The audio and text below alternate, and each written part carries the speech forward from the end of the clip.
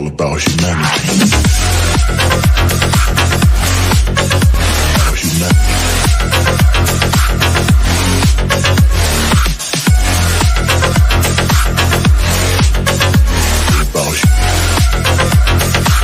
It's all about humanity.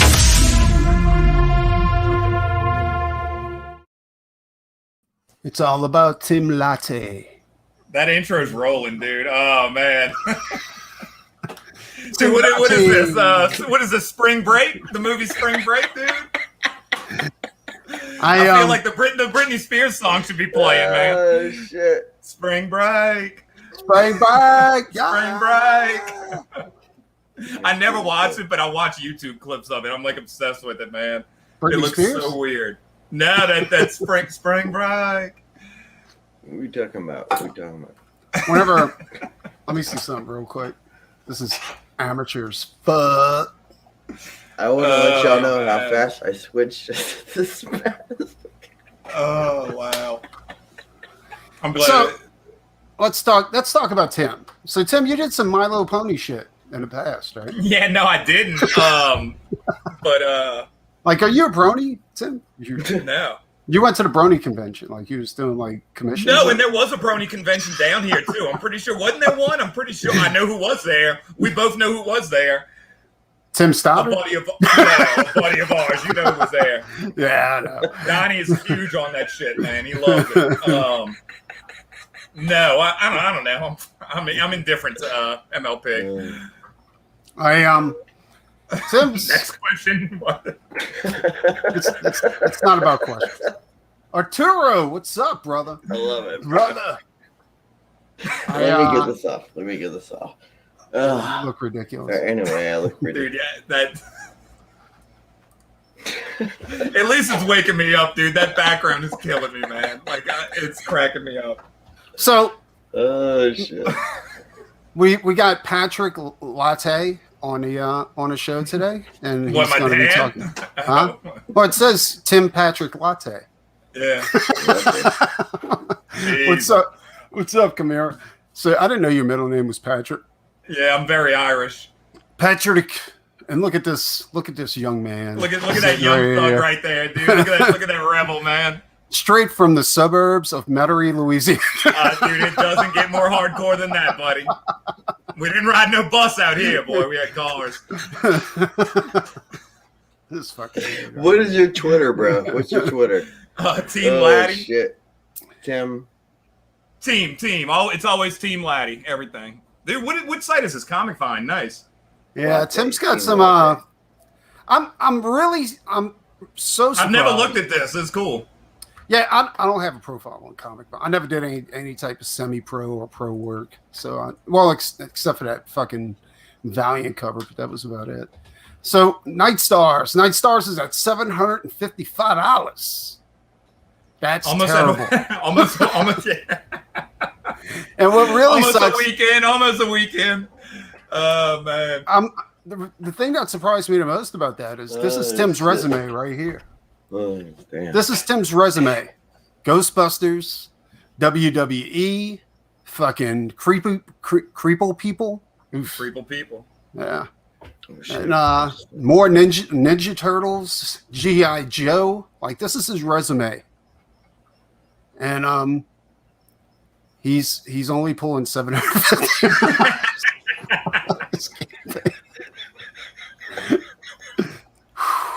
Sam. Way to sell me, man. Fuck. That's You're funny. beautiful. You're gorgeous. I love you. Like, you really did some serious work. Like, you did fucking WWE's Undertaker, Yeah, Firefly. Man, Firefly, yeah. I was trying to sell some Firefly pages, like right before we came on. Did it sell or? No, somebody was asking me if I had WWE stuff. I'm like, I got Firefly. You want those? I'm sitting on that shit. I'm going back to the mask, bro. No, seriously, like, Tim's an extremely talented artist. Yes. But for some reason, people hate him.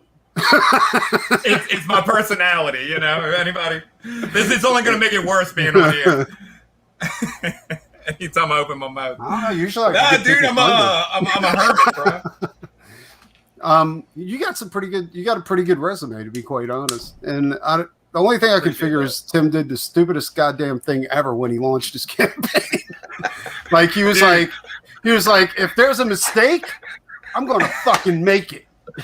So the other night, dude, Coming on this stream right now, bro. I don't even know how it started, dude. But he was like, "All right, I'm calling your phone," and he just fucking you did this wrong, you did this wrong, you did this wrong, and I'm like, "All right, it's fucking live already. It's live. Like, what do I do to get it right? What the fuck do I do now?" That's what we're doing now. We're doing shit to get it right. And I need the chat. I need the chat to come forth and help Tim's Night Star book. Oh man, make some money. Like that's what I'm saying. Like Tim's got a his style goes against everything in the mainstream at the moment. Like because Tim's style is basically like 90s Joe Mad, Todd McFarlane, fucking cartoony type of style. Tom Grummett, that's like my hero, dude. Tom Grummett. Where nowadays, if you're not tracing a 3D model, you're not making it in this industry. I didn't even know that was our thing, dude. If you're not using live models from Google and going right over them in your digital program, what is it like, fucking Manga Studios or something like that? Yeah, you have Manga Studio. You have no place in this industry. And that's why Tim has left that industry and he has come to the indie comics. Talking about Tim Lim? Right, dude. I got converted by the Taliban, dude, and I'm over here now, man. They took me over to ISIS. We got a good dental plan. I'm burning this bitch as soon as we're off air, man. We got a good dental plan. You know what I'm saying? We got a good dental plan. Like Tim should be way higher in this one. I'm being serious. I'm being dead serious right now. Like, okay. I've seen books with take off the mask. with less talent and less drive going into them than this book. Like I'm talking like people who thought I'll make a comic, and they got funded almost immediately.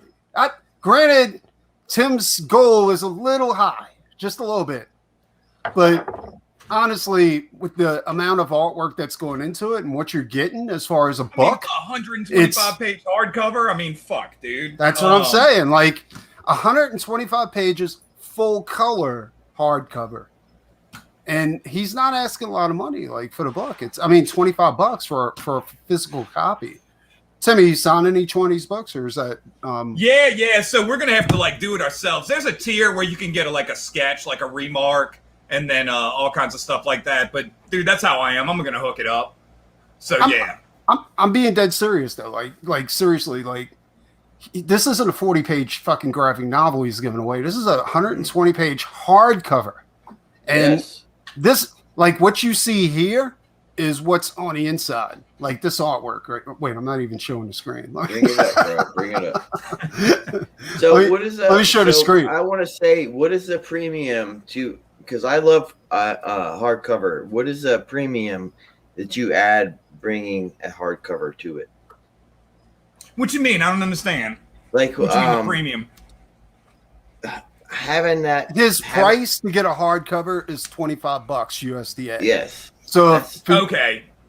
Yeah, that's his perk for a physical copy of the book. Man, is $25 USDA, and I'm so surprised, guys. I'm being dead serious. Like everybody always complains, there's not enough pages. There's right. That is a full book, bro. Yeah.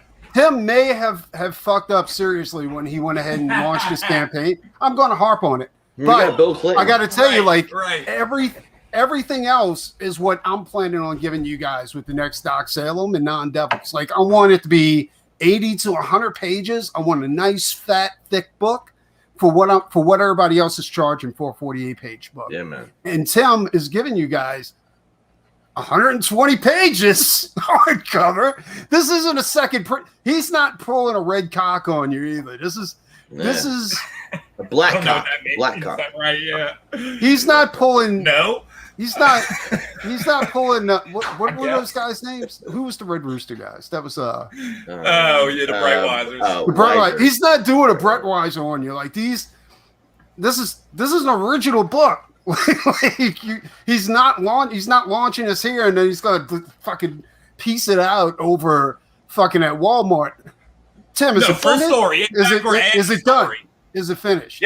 Yeah, I'm recoloring a lot of pages, but it's done. It's done. Tim, you're supposed to say yes. It's printed. I mean, it's done. It's done. I mean, I don't know what you want. Yeah. No, but that's what I'm saying. Like, it's a finished book. This is what freaks me out. Like, I don't know. I'm not like plotting it or something like that. Like, it's drawn, it's inked. There's pages I'm cleaning up. That's it. So you just you putting them up? Are you? I'm putting a fresh coat of paint. Hold on, sir. Latte. Are you the artist? Yeah, he's the everything. Right. Are you He's the everything. Colorist? Yeah, I wrote. And... I'm lettering it. I'm doing everything. Nice, man. Tim, how many different covers are you going to have for this? Or is it just going to be one cover? So we got Dan Schoening and Louis Delgado, the main Ghostbuster people, the big timers. They did a cover. They did an alternate cover, and they killed it, dude. It's in there. It's right there, bro. He killed it, man. He's so much fun. Yeah. That's okay. That's mine. That's his. I love it, dude. I like his style, though. Obviously. I'm going to do a painted pinup, or you could use it as a cover or whatever for the campaign. No, I'm being serious. I'm done. Dude. You killed Stoders. That was one of my favorite things you ever did. No bullshit. Well, I was going to do. I want to make fun of you when you sent me messages, and I was like, "Damn, that's a good painting." Like he killed that. I knocked that shit out quick. I didn't care about it. I mean, it's Stoddard, you know what I'm saying? Look at my big dick. I was thinking I was going to do like live on the stream. I was just going to do some sketch cards and send them over to you and, let you put them on your campaign. But I think I'm going to go like a step further. I think I'm going to do a pinup, like a painted pinup. And you could use it for whatever you want. I honestly don't give a shit. That would be awesome. The only thing I ask is that you help me get rid of the original on your campaign. That's it. But wait, the original what? The painted piece. And all right, yeah. And also that'll help your campaign. I'm gonna give you money towards your campaign from the sale of that. But like Tim's been working this shit up since 95. It hasn't been 95. When did you come up with the idea of Night Star? I got in a fight with a girl I was dating, and there were these dudes fighting girls, dude. I popped her. I was sent it to the moon. Come here, witch. Dude, there were these dudes selling paintings at a gas station. We just got kicked off of Facebook for right. Yeah, that was it. But yeah, dude, so it was based off a painting, man. So 2012. Seriously? Night Stars. That's a Van Gogh painting. Oh yeah, that's right. So there's little Van Goghs. There's Van Gogh paintings all throughout the book, like hidden within it. Holy shit! I didn't know you was into like real art. Oh, like art? Dude, that's all I care about, dude. Tom Grummett and fucking Van Gogh. Those are my two. That's fucking awesome, dude. And Tim's a little bit. Tiny bit of a conspiracy theorist, I think. Like, he believes the earth is flat. Like, he thinks, like, if you drive too far north... I don't even think it's real now, dude. I think we live in Plato's cave. I don't know what the fuck it is anymore. I watch enough YouTube. Jesus Christ, man. I had to turn it off. No, I know, right? That shit. You go down that rabbit hole, you might not come out. I'm just like, dude, just draw. Pay your bills and draw. Jesus. I want everybody to realize this, too. Like, this is in Times Square in New York. Yeah, that's real. This isn't a Photoshop or a fucking. This isn't computer generated. Like, this is fucking. Play it on mute or something in the background. It's a great video. Yeah, this is real. Like, this actually. Tim, Night Stars originally appeared in your first issue that you. I mean, it was okay, right? I mean. No, like, so Tim came up with Night Stars way back in the day. He printed an issue, and it went over really well. Like, but I got $10K for that issue almost, and this was 7 years ago, something like that. Well, Tim also got hooked up with what was it? Feed the World or something like that. UNICEF. We ended up doing stuff for the UNICEF. What the UNICEF. fuck? You know, seriously, Dude. Look, here's Times Square. Make it New a York. better place. There's a That's on the Night Stars. So Yep. we were on the NASDAQ one morning. Rang the opening bell. Race. You can. That's fucking insane, dude. It's a That's choice crazy. for Yeah, living. it's weird. We'll make Yeah, it cool, all dude. our lives. Dun, dun, dun, dun. I met the lady, like one of the people that created Captain Planet and stuff. It's dude, a whole nother world out there, man. And us like, you know, us bumpkins down in New Orleans. You know what I mean? Like totally different world. No, that's what I'm saying. But this is some real shit. Like his like usually people. That's when they rang the bell. Look, everybody's carrying a Night boy Stars Michael. book, fucking all this kind of shit. Like this is some serious shit. Like this is some stuff where, like, you actually have.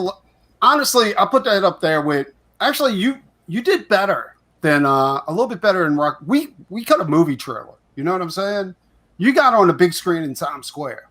You know what I mean? Like that's some serious momentum you have there. You know, but unfortunately, Tim actually put. Now I know what you guys are thinking.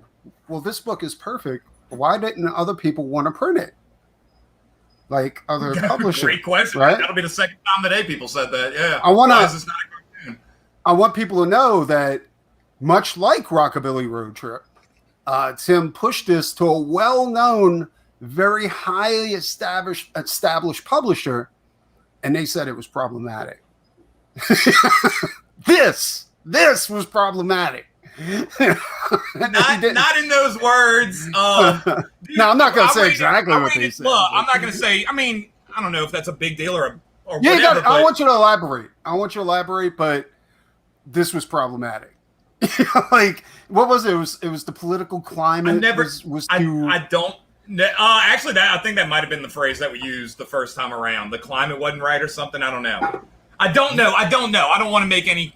This was a while ago, but we ran it through twice, and dude, it was weird because I thought we were going to do okay, and even one of the big editors over there messaged me like, "So you get your turn down message when you do this." Yeah. Like, hey, you know, it's not for us, blah, blah, blah. And then I got another email from one of the editors saying, like, hey, dude, like, this was a tough decision. It was just a cool move. Like, I appreciated it. You know what I mean?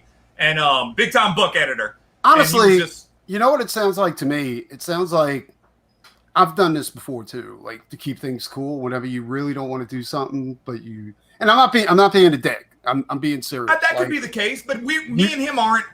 We're not as tight as I am with my other editor. You know what I mean? Yeah. Like, so it was just kind of random. He did it. He didn't have to do it at all. Put it like that. He didn't have to say shit.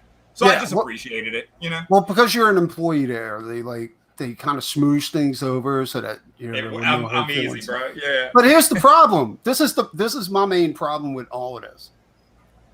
This is you're not doing naked chicks. You know what I'm saying? Dude. You're not doing anything like that. This is so child friendly.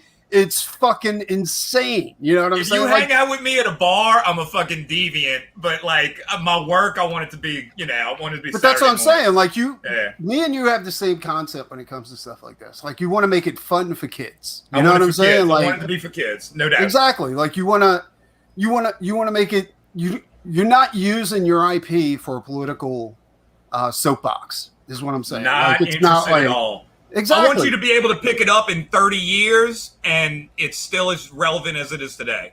But it's escapism is what I'm trying to say. Like yes, it's sir. not Yeah, it's not anything. And to be honest, with what's going on with Transformers, G.I. Joe, and stuff like that, and all these other IPs, like if they're not making a statement that coincides with what's going on in society right now, then they're not going to be published. You see what I'm saying? I got a like G.I. Joe book coming out next month. Exactly. What's up, Jay Martinez? It's a retro. It's a retro one. Yeah. No, I don't know, man, and I don't. Yeah, I just want it to be fun. I just want it to be something. I want it to be like Monster Squad. A big motivation was Monster Squad. Yeah, like it was. It was just cool, dude. It was fun. It was. They were kind of badass a little bit. Monster Squad's a little more hardcore, but. I'm trying to see. Did you do anything for Monster Squad, or was it? No, there was no Monster Squad comic. I wish there was. I wish there was, dude. I was messaging because that's one of Super. I think Super that guy's X-Bud, Superbud's yeah. awesome. Super Superbud's yeah. coming next, issue 3. But yeah, we But were me and messaging Tim- the guy. Me and Tim used to talk all the time about getting a hold of IPs and trying to work them up. I did into try. something, and it's rough, because the companies that have those IPs, they're not breaking it off. They're not breaking it off, and they know that if it doesn't make a statement, it's not going to be relevant. Like nobody's going to touch it. And that's the main reason why so many creators crowded to indie comics, because they were sick of having to bend to those type of rules, and they just want to make good comics. And that's why Doc Salem is a success. That's why Cyber Frogs is a success, and that's why Night Stars should be a success. You see what I'm saying? Like, because this is the type of book that, in fact, out of all the I want to make sure I'm right about this. With the exception of Adam Larson's projects, you're not going to get a better deal when it comes to quality of story and quality of print and the number of pages that you're going to get with this book than what he's offering right here, $25. I know usually you guys are used to me coming in here and then we watch some chick do naked yoga. Oh, dude, I'm like, dude, you need to be my Flavor Flav, man. Like, you're killing it, dude. Yeah. And then we do some bear attacks. We watch a dude get torn apart from a bear, and then we're like, oh yeah, Tim's got a buck. But right, that was the last show. Yeah, but this, dude, appreciate that, man. This is what I'm trying to tell you guys. Like, you're not going to get a better deal in this. Like, and it's not, I'm not even saying like buy it because there's a lot of pages. I'm saying buy it because it's a good story, and the art, he's not doing the bait and switch. Like, to be honest, I'll be straight with you. Like the alternate cover you got on here, I don't think that holds up to what's inside the book. You know what I'm saying? I realize it's a different style and stuff like that, but what's inside the book blows that cover away. So I'm not going to back that one up, but because I love Dan Schoening and Lewis. Well, you're friends, and that's fine. Nah, dude, they're legends. But people said that about your cover, like from our Doc sale. They're like, that cover kind of doesn't hold up to what. And I didn't say anything because I didn't want to hurt your feelings. Right, I didn't want to do it publicly. But just between me and you, nobody else is listening. Like it. I actually hurt the campaign. Like, yeah, right. I like me some Doc Salem. So yeah, man, it's we'll see, dude. Like we were saying before we came on air, I'm just gonna go out there and hit up every podcast I can. I'm just gonna lose friends on Facebook sharing it. Like, it is what it is, dude. Well, whenever you run indie comics, for it's gonna cost 3/4 of that is gonna go to printing the fucking thing. No. I'm cursing. You're doing a hardcover, dude. So you need to like. Anybody who knows, like Vinny Tartamelli, is that right? Vinny, he did his hardcover of Through the Woods, and he set his goal at $15,000 because he knew that he had to cross that $15,000 mark just to break even, And I don't even think Through the Woods was over 100 pages. I think it was around 75 pages, 68 to 75 pages. But Tim's offering something. Tim, is this the size of a normal comic book? Or is it no, so it'll be. That's why I grabbed this off the shelf. Oh, the same size as a Plants vs Zombies book. So you can find these at Barnes and Nobles. There's a book I did. So it's a little bit. Let me grab a real comic. God damn, it's about time. I was like, holy shit, he's not gonna. So there's gonna be your difference. That's not bad. That's not bad at all. Plus, it's dude. I kind of like this format. So I don't know. Throw it in your school bag or whatever. Awesome cover. Plants vs Zombies. As I destroy this Dave Stevens like beautiful cover. But yeah, right there. Plants vs Zombies, was that over 100 pages or was that? No, that's your artwork too. Right? Yeah, that's me. That's 70 something. So it ended up being like 3 issues, something like that. I don't remember. We lost. But it was like 3 issues of work. That's not bad, but that's 76, only 76 that's like pages. 76. But that's what I'm saying. Like, people should really back this, dude. Like, I don't tell people to back shit like all the time, but I'm telling you, like, this is worth every nickel he's asking for. Yes, he fucked up. Yes, he did that. He shouldn't have launched without doing a pre-campaign. Yes, he should have. You don't do it in June. You don't fucking launch one in June. He decided to launch in the middle of the fucking year like an idiot. But I can tell you this. When other people are saying we're working on a book, I can honestly say he's not working on a book. The book is done. Tim, I have a question. Since you're doing 120 pages, this is something that would help, and I'm hoping you say yes. Like, would you be up for doing a 15-page preview of the book to post? Yeah. I'm actually working on that now, and somebody commented on it on the site. Yeah. So I just want to clean up some pages. I just want to re-letter some things. There were things I did in the beginning on that first issue specifically that it's just like bad lettering. It's just dumb stuff, and I'm like, okay, this is an easy fix. So I got a page. I'll send you a page right now. Yeah. No. What I'm saying is, okay. Yes, I will definitely. I did this, and I knew a couple other guys that did this because they were like, "You don't believe me? That's a good book. Here's 23 pages to go ahead and read through and see if you like it." You see what I'm saying? I want to give the whole first issue free, if I'm being honest. Well, that would be. I mean, you got 120 pages. You're not going to kill a story if you give away one issue. That's what I'm saying. You know what I'm saying? Like, so this is something I noticed doing cons over the years, conventions, is that people would buy that first issue.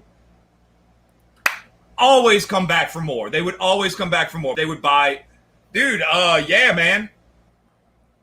Oh, he's talking about Plants vs Zombies, but yeah, no, dude.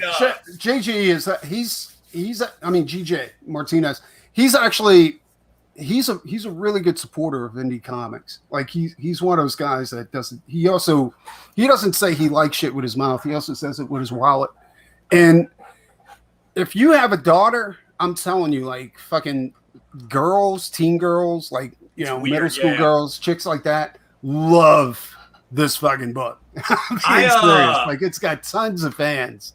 Like I said, dude, it was a weird thing.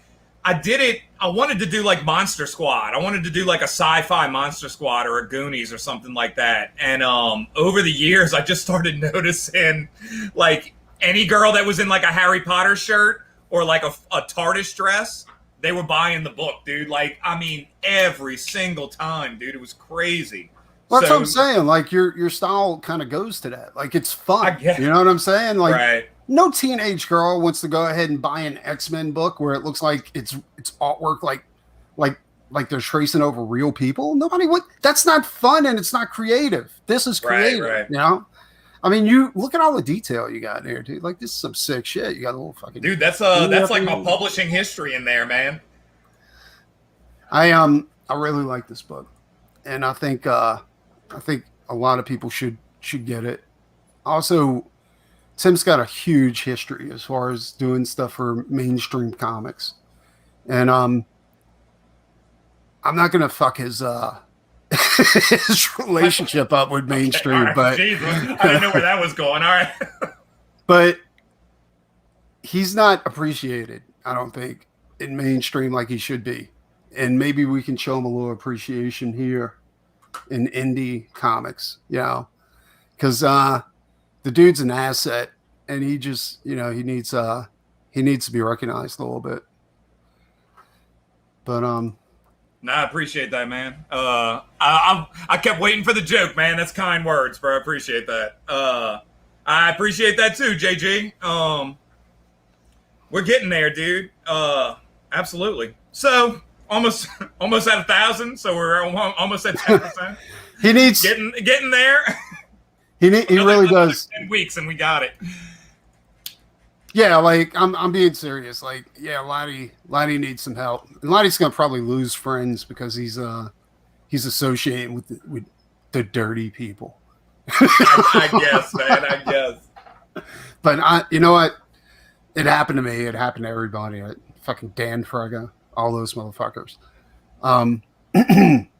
But yeah, dude, like this is a book that's well worth the cash that he's asking. In fact, I'm going to back it. Not right now, of course. Like, I'll back it later. Like, wait till like there's no chance it's going through, and then well, I gave it like $200, bro. You still got 55 days to go.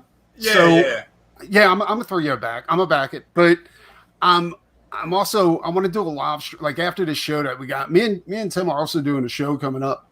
It's called 1 week. Yeah, it's you guys probably don't give a shit, but it's a fucking what's it called? Showcase Con. Showcase Con. It Showcase should just be called Comic-Con. Con. Yeah, dude. StonerCon. Yep, StonerCon. It sounds like a fucking transformer. But we're both going to be guests over there along with a few other people like Arthur Sweetum, and guys like that. And after that's over with, because I got to be honest with you, like it's been so long since I did a Comic-Con, like my whole rig is spread out through the house. Like I have no idea where it's at. You know what I'm saying? And I wanted, like I threw all my old prints away. I want to do new stuff, because the old shit was garbage. And I just got my prints back from the printer and they're damaged. like the edges are fucked up. I'm like, dude. So I gotta email them and tell them that you better knock some money off that motherfucker or something like that. And it's like I'm going through a small disaster at the moment. Like trying to get, and then I double booked because I had what is it, Mississippi Comic-Con booked in the same weekend as Sturridge's Comic-Con. I can't believe they have one at the same time. You're pulling from the same dude. That's what I'm people, saying. You know what I mean? Like, yeah. So I have to either bow out of Jackson or send a representative over to Jackson to go ahead and sell my wares. But I'm not really worried about either one of them because one, I'm good. You know what I'm saying? Like, I'm not talking about like talent-wise, although I'm good talent. No, I'm just kidding.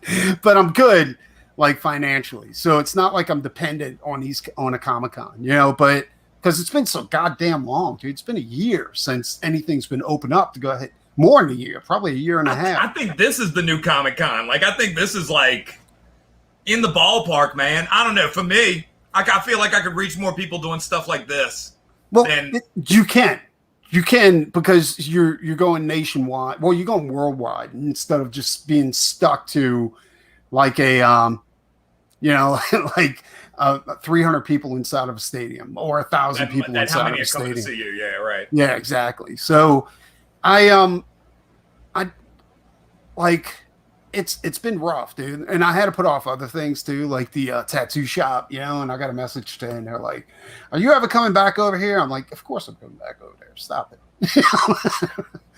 But it's crazy. So, between getting ready for all that shit, and getting pre-con commissions done. Ed, why don't you come on in? I don't have a lot of time to do anything else, like anything creative. Plus, I'm also illustrating Six Gun Gorilla. People, you guys should go back that. It's stuck at 7,100 and something. We need to go to 10. Please get us to 10.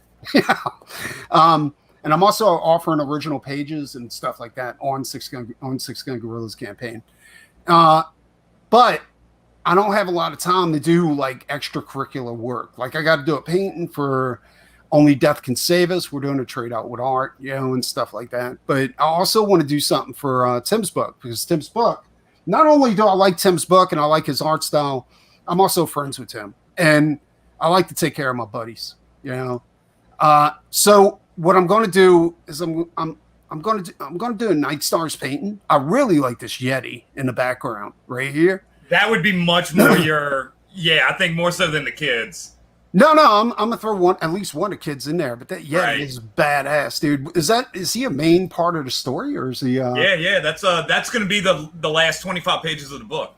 I should really show people. This earlier this morning. Right. Yeah, man, it looks fucking great. But yeah, remember that Creep Show episode? There was a segment in Creep Show where they found the Tasmanian devil under the staircase. with Adrienne Barbeau. Dude, that was so. And God, you're old. It's a parody of this, dude. It's going to be a parody of that. So it's going to be the Antarctic expedition, and they find a crate. So it's going to kind of be a play off of the Creepshow episode. Not as like literal, but he's not going to feed him his wife, but it'll be something like that. I'm going to do that Yeti, and I'm going to do at least 1 or 2 of the kids. How many kids are involved in 3 Night Stars? Okay. 3, and then eventually we get Anne Frank, but not this book. Are they all chicks, or is it one dude? No. It's 2 boys and a girl. Oh, okay. It's cool. just the girl kind of, you see her a little bit more. So that's them right there, the 3 of them. Yeah. Now, does the girl tell the boys that they have to do shit? Or not quite. Does she get everything handed to her? Kind of like no, she's not Rey. She's not Rey Skywalker. So none of that's going on. So she's not the bestest ever, is what you're saying, right?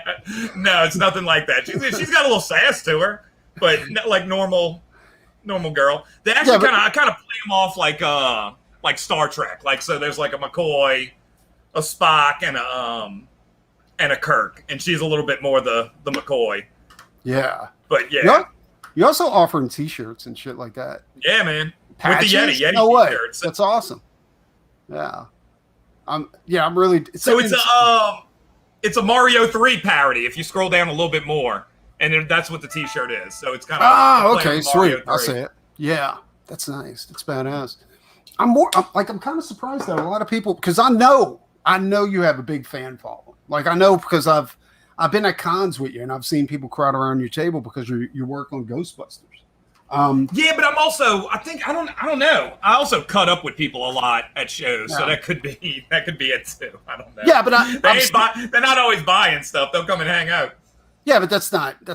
I mean, like, and I've seen how much you sell those covers for too, like the Ghostbusters covers and stuff like that. And if you people knew what was coming down the pipeline from Eddie's, I mean, not Eddie, Tim's, brain. Trust me, dude. You guys would freak the fuck out. Like, he's got something that's a kind of like Ghostbusters, but it's it goes a little bit deeper into the horror aspect, yeah, I know you like that one, dude. But that's a big. This has to be successful, or I'm, I don't know if that one comes, and they kind of connect with each other. I want to keep them all. No, well, that's what I'm saying is that. And look, dude, actually, look in the background. There's a picture of it. Scroll down a little bit. You went up a little bit. You had 820. Look, right there. Oh, I got to move away from the mic. Scroll up. But I hit it in the background of that of the first picture. Go up a little bit more. Right here. Right behind, there it is. I see it. Yeah, right there. Yeah, and then right next to that is the book I'm doing with Chuck Dixon, the Ghost Car from Go Monster Go. That's right. I forgot to tell people. Can we show off some of that? Some of the Chuck Dixon? Dixon Dude, stuff? Show them whatever you want. I forgot to tell everybody about that too. Like, no, I want to get, dude. It's free. It's a free comic book. It is. Like, so okay. Yeah. So just go to look. Go to ArcToons right now. You know what's funny is I think like a lot of artists that come into this indie section of ours, like it's almost like they're vetted by Chuck Dixon. I know. Dude, I worked with Chuck Dixon. You worked with Chuck Dixon. And it just seems like once you work with Chuck Dixon, you go on to do your own thing, like your own IP. I like the book, man. I think he did a good job as editor. I need to get fast. Webtoons was it's just a different platform, man. You have to think differently about the pages. Now I understand it, but in the beginning, you're not going left to right. You can't go widescreen. There's limitations, but outside of those limitations, there's awesome stuff you can do. Thanks, Eddie. I'm telling you, Eddie, you're not going to be disappointed. You got kids, Eddie. The Preston push. You're not going to regret this. Like, fucking, I'm telling you, this is it's an all ages fun book. It really is. You're going to dig it. It definitely is. And this is your work that you did with Chuck Dixon. Oh, I was about to send it to you too. Yeah. Go Monster Go. Yeah, that's shit it off. Yeah, man. Like, and this style Kelly like Jones, you used on Kelly there, Jones liked that on Facebook, which was really cool. I don't blame him because this reminds me of like a Ed Roth type of art style with the cars and all that shit and the skulls. Like it's definitely got that counterculture type of feel to it. And like the only thing I don't like is that you gotta do it's panel by panel, you know. Yeah, you gotta I was playing with it earlier. On the desktop, you gotta like make it smaller or it's kind of weird. On your phone, it's perfect. If you're scrolling on your phone, it's like scrolling on Facebook. Right. You gotta do it like that. Yeah. She's hot. Now, why do you draw women that look like really anorexic chicks? I don't know. I don't know. I mean, everybody's got a type. I like them like that. That's what I'm saying, Mr. Martinez. I'm saying. That's what I'm telling you guys. Like fucking, like Tim is not the artist you want to ignore. You know what I'm saying? Like I don't push artists enough a lot because like there's not a lot of artists that I'm like I think are really really good. You know what I'm saying? So. When shit like this comes along, you gotta fucking push it. And Tim's consistently gotten better. The only thing I don't like about it is that, well, you do original art, right? I mean, some of it's original. Did you do Night Stars, like traditional? Night Stars is traditional. Yeah, I'm going back and forth with it, man. Like I'm going back and forth with web comics. It's more benefit, and that's my girl, Phoenix Feather. She's been helped. She's a young one. She's a youngling. I call her my Ahsoka, but she's getting very, very good. She's going to be somebody to watch, too, in the future. Yeah. What's up, Pops? That's another guy you got to talk to. Pops, you got to have Tim on your channel. Tim's got a resume that you wouldn't believe, dude. Like his, let me go to this real quick. You can Google his name on Comic Vine, and this is all the stuff he's worked on. Ninja Turtles, G.I. Joe, Ghostbusters. He's mainly known for his Ghostbusters work, WWE, all this kind of stuff, dude. Like seriously, you want to add this dude's stuff to your collection. And this is Tim's first indie work that he's done, that he wrote and created. The only thing I don't like about this, Tim, is it looks like she's got hairy boobs. No, it's just the I don't know. I got a weird habit of throwing like the feathery, I don't know, like it's like a sweater, you know. I can't get away from it. I haven't mentioned because I don't want to hurt you right now. I knew it was coming. Come on, what we got? But like, this is before the He-Man controversy. I just want everybody to know that. All right, this is before Kevin Smith destroyed He-Man.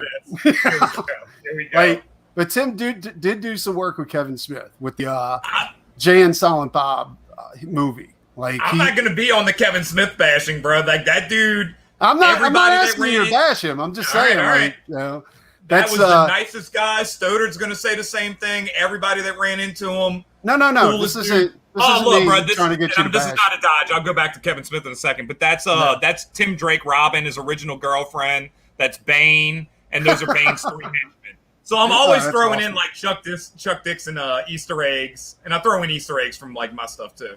But yeah. I think her name was Ariana. Dude, she was my favorite one. But all right. No, usually go back to my boy. Go back to my boy Smith. No, usually I'm a Kevin Smith fan. It's just I don't like what he's doing with Masters of the Universe, like everybody out there, like, you know, and that's the only reason people have a problem with him. I'm pretty sure that, and he cries all the time. But honestly, I think that's because he had a heart attack, and a man of his age his testosterone levels are dropping like crazy, and you can't have testosterone injections once you have a heart attack because that stuff's actually. It can cause more damage to your heart, you know. So you told me that. I had never heard that before. I don't know. That's it goes back to steroids. Like, you shouldn't take like steroids because it damages your heart and your kidneys. People bash him, dude. You meet him, and I can only judge a person off of like if you have actual real interaction with them, then I'm gonna judge him off of that, man. And he was. I got to be around him a few times. No, I don't think that you see. You get me all wrong. Like I'm not in the movie. Put it like that. Like he was like Kevin Smith. It was. Yeah, I'm not saying weird. Kevin Smith is a bad guy. I'm just saying like, what I'm saying is he shouldn't have did what he did with He-Man. That's what I'm saying. I wonder. Well, let's see what the show. After we talked, I went and watched like a bunch of Clownfish to see what was going on. Yeah. I don't know. I mean, when's the show come out? I'm not. I'm But kidding. yeah, I I don't was know. joking. I watch clownfish too.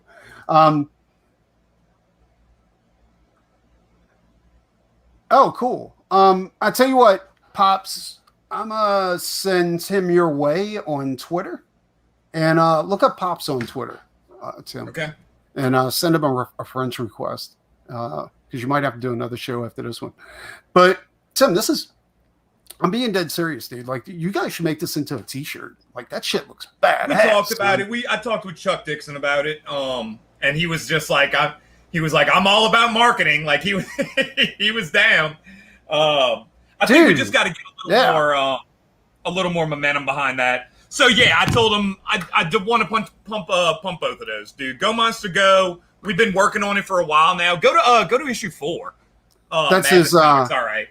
You see that right there? Yeah. I was trying to look it up. Because I have like a cool. If you go like 2 panels down, there's a Ecto 1 shows up. Oh, get out. Yeah. There it is. Ecto 1 off in the corner. And dude, remember the Great Outdoors? I remember, you before I remember got the into fucking comics, the fine chick, Lucy Dankins? I based that off of her. Like the girl that he does the pool stick with. Yeah. Nice. So I love Great Outdoors. So that's kind of like the kid. That's Chevy, that's John Candy's son. How was it to work with Chuck Dixon? Like, is it pretty badass?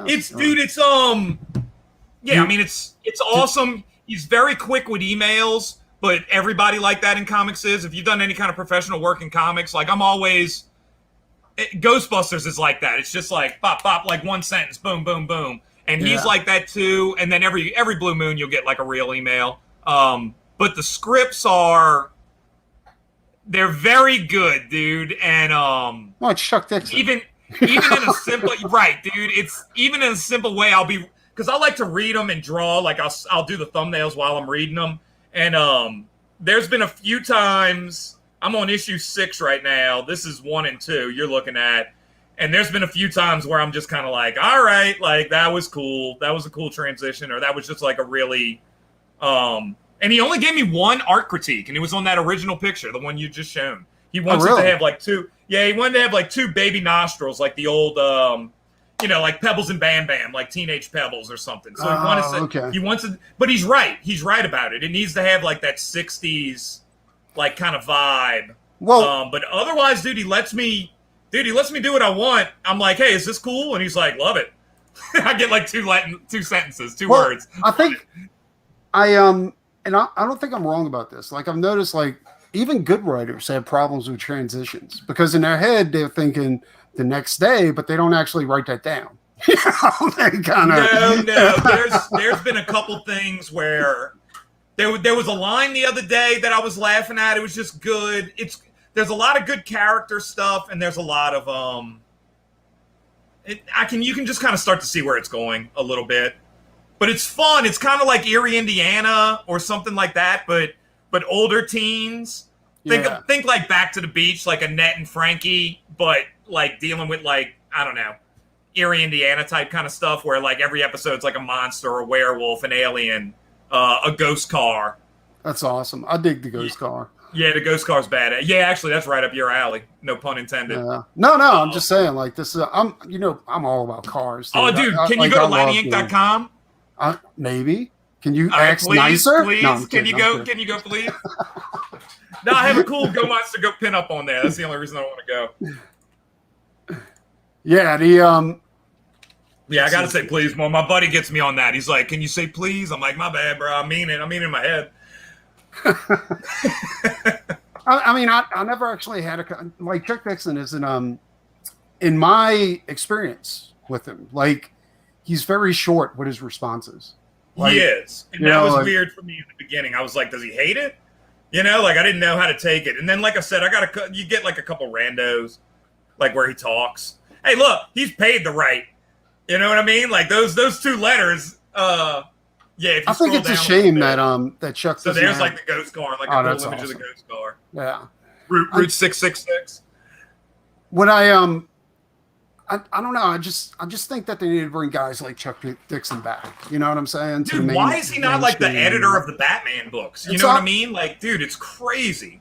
It's all about politics, dude. Like Honestly, Yeah. if they took the politics out of comics like they had before, well, not even out of comics, but out of The Office, like they did before, the Trump election, where nobody was sensitive about any of that shit, and they just went ahead, and it didn't matter whether you're Republican or Democrat, you just worked together anyway. It wasn't a big deal, I think things would be a lot better in comics, dude. I think guys like Chuck Chuck would have a job. Like, I don't hate Donnie Cates. You know what I'm saying? Like, a lot of people hate Donnie Cates. Who's that? Is that like the editor over there now or something? I don't even know who that is. Donnie Cates is the writer. He's a writer for Marvel. Like, he does. Okay.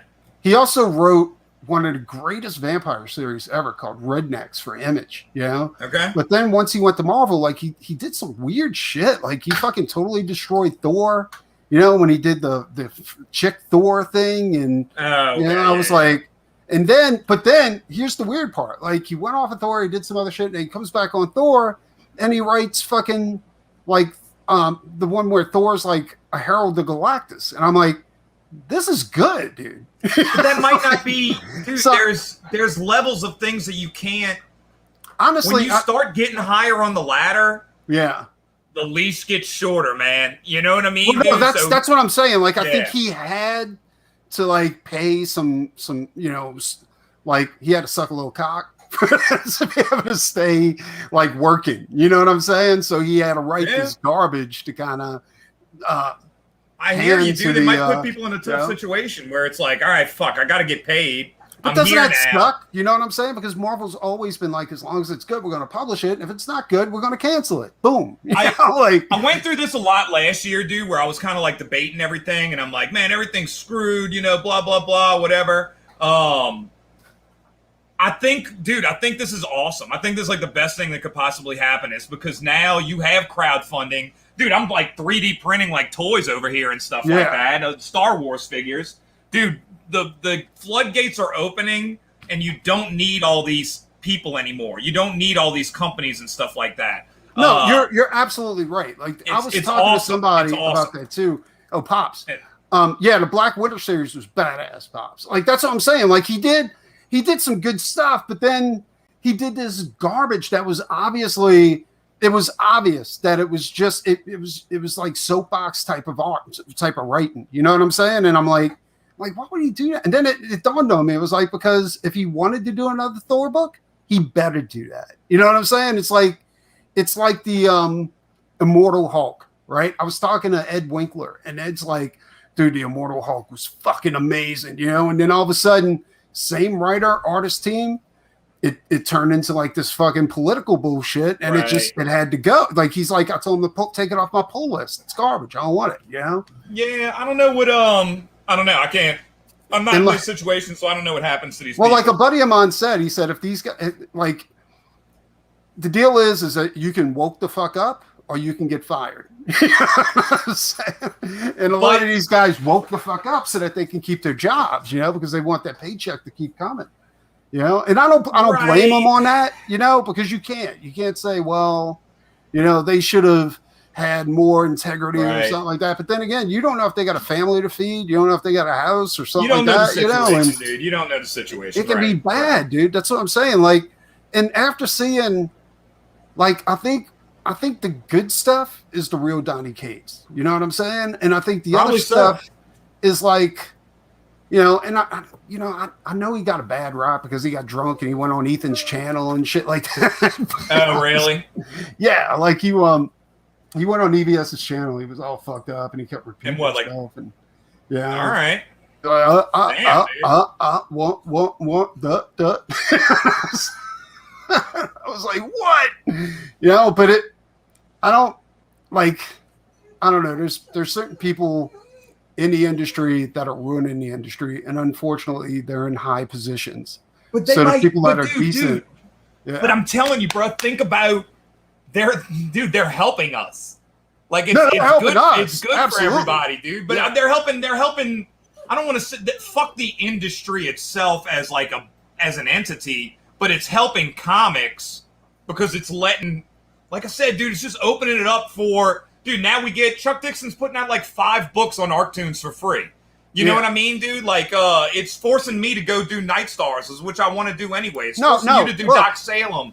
Like, it's better. If you want to take the leap, it's better. Dude, you're talking to the choir, because I'm telling you, like, here's the deal. Like, I wouldn't. So thank you, you know, fuck.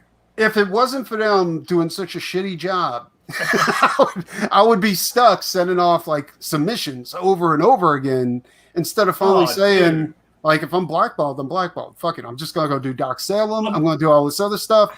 And I've learned that this is where I should be at. You know what I'm saying? In indie comics, man, like doing whatever I want and helping other people with their projects and getting paid to do, like, you know, art for comics and stuff like that. Like, that's where I'm supposed to be. Like, we were talking about it. I was just like, dude, we could do a Tales from the Occult Bookstore Doc Salem crossover if we wanted. Like, that's the name of Tim's next Tales. book. That's the Night Stars has to do well to even do that, or I don't know what I mean. I guess I'll end up at Disney or something. But you know what I mean? I hope you don't end up at No, I don't. It's not in my soul, bro. I can't do something like that. But dude, we wouldn't have to, like, there wouldn't have to be a lot of legal bullshit. It would just be like, hey, dude, I want to throw Doc Salem in here. Is that cool? Yeah, it's cool, man. But that's what I'm saying. Like it lets us. I don't know, and maybe that's not good business. I want to do handshakes with my friends. Good you know what I'm business. saying? That's how like Image. Well, that's how Image like got back. That's how Spawn and Batman happened. You know what I'm saying? I'd rather be on some man shit. You know what I mean, dude? Like fucking Like Todd McFarlane, you know, prank phone called the guys at DC. He was like, "Hey, what if we did Spawn versus Batman?" They were like, "You know what? Yeah, let's do that. Fuck it." or like that's man, or that Cerebus issue. Exactly. See, but you look at the Spawn, like they ended up getting into legal shit. I think that's what happened in the beginning. It was like, hey, Neil Gaiman, you want to come do a Spawn issue? And then Angela blows up and it turns into a lawsuit that goes on for like a million years. What I think is that Todd McFarlane was a very good, he was a young businessman. You know what I'm saying? So he didn't take creators' rights serious as far as like the creators he was hiring. You know what I'm saying? Like, I mean, that's stuff you learn on the way. They didn't know any better. Because he wrote the contracts. He wrote the contracts where it said that if you write something original, you get it. Like, that's yours. You know, it's not ours. That's what Image is based on. And he didn't, I don't know if it was that he didn't remember or it was just unimportant to him to go ahead and kick it up. Like the royalties for every time Angela appeared in a Spawn book. You know, to Neil Gaiman. And they did something stupid too, where he used like actual people's likenesses and he used their names inside of his book without getting permission. You know? Dude, I met Al Simmons at an Astros game when I was a kid, dude, when they had the 70 home run balls. And I was the only dude in the stadium that was like, oh, dude, it's friggin' Al Simmons. And he was like, hey, man. And I got to hang out and take a picture with him. Like, mildest, like, most chill, like, dad. But, well, I'm not going to say this because this is private conversation, but I heard some other stuff about him at a comic convention. Well, I remember Al Simmons. Funny stuff. He's a cool dude. Well, I remember they had an interview with him inside of Wizard Magazine one time. And they were like, how does it feel to be part of Todd's vision and stuff? He was like, well, me and Todd's always been really good friends. And now I'm also the manager of his toy company and stuff like that, you know? And what I think happened is this.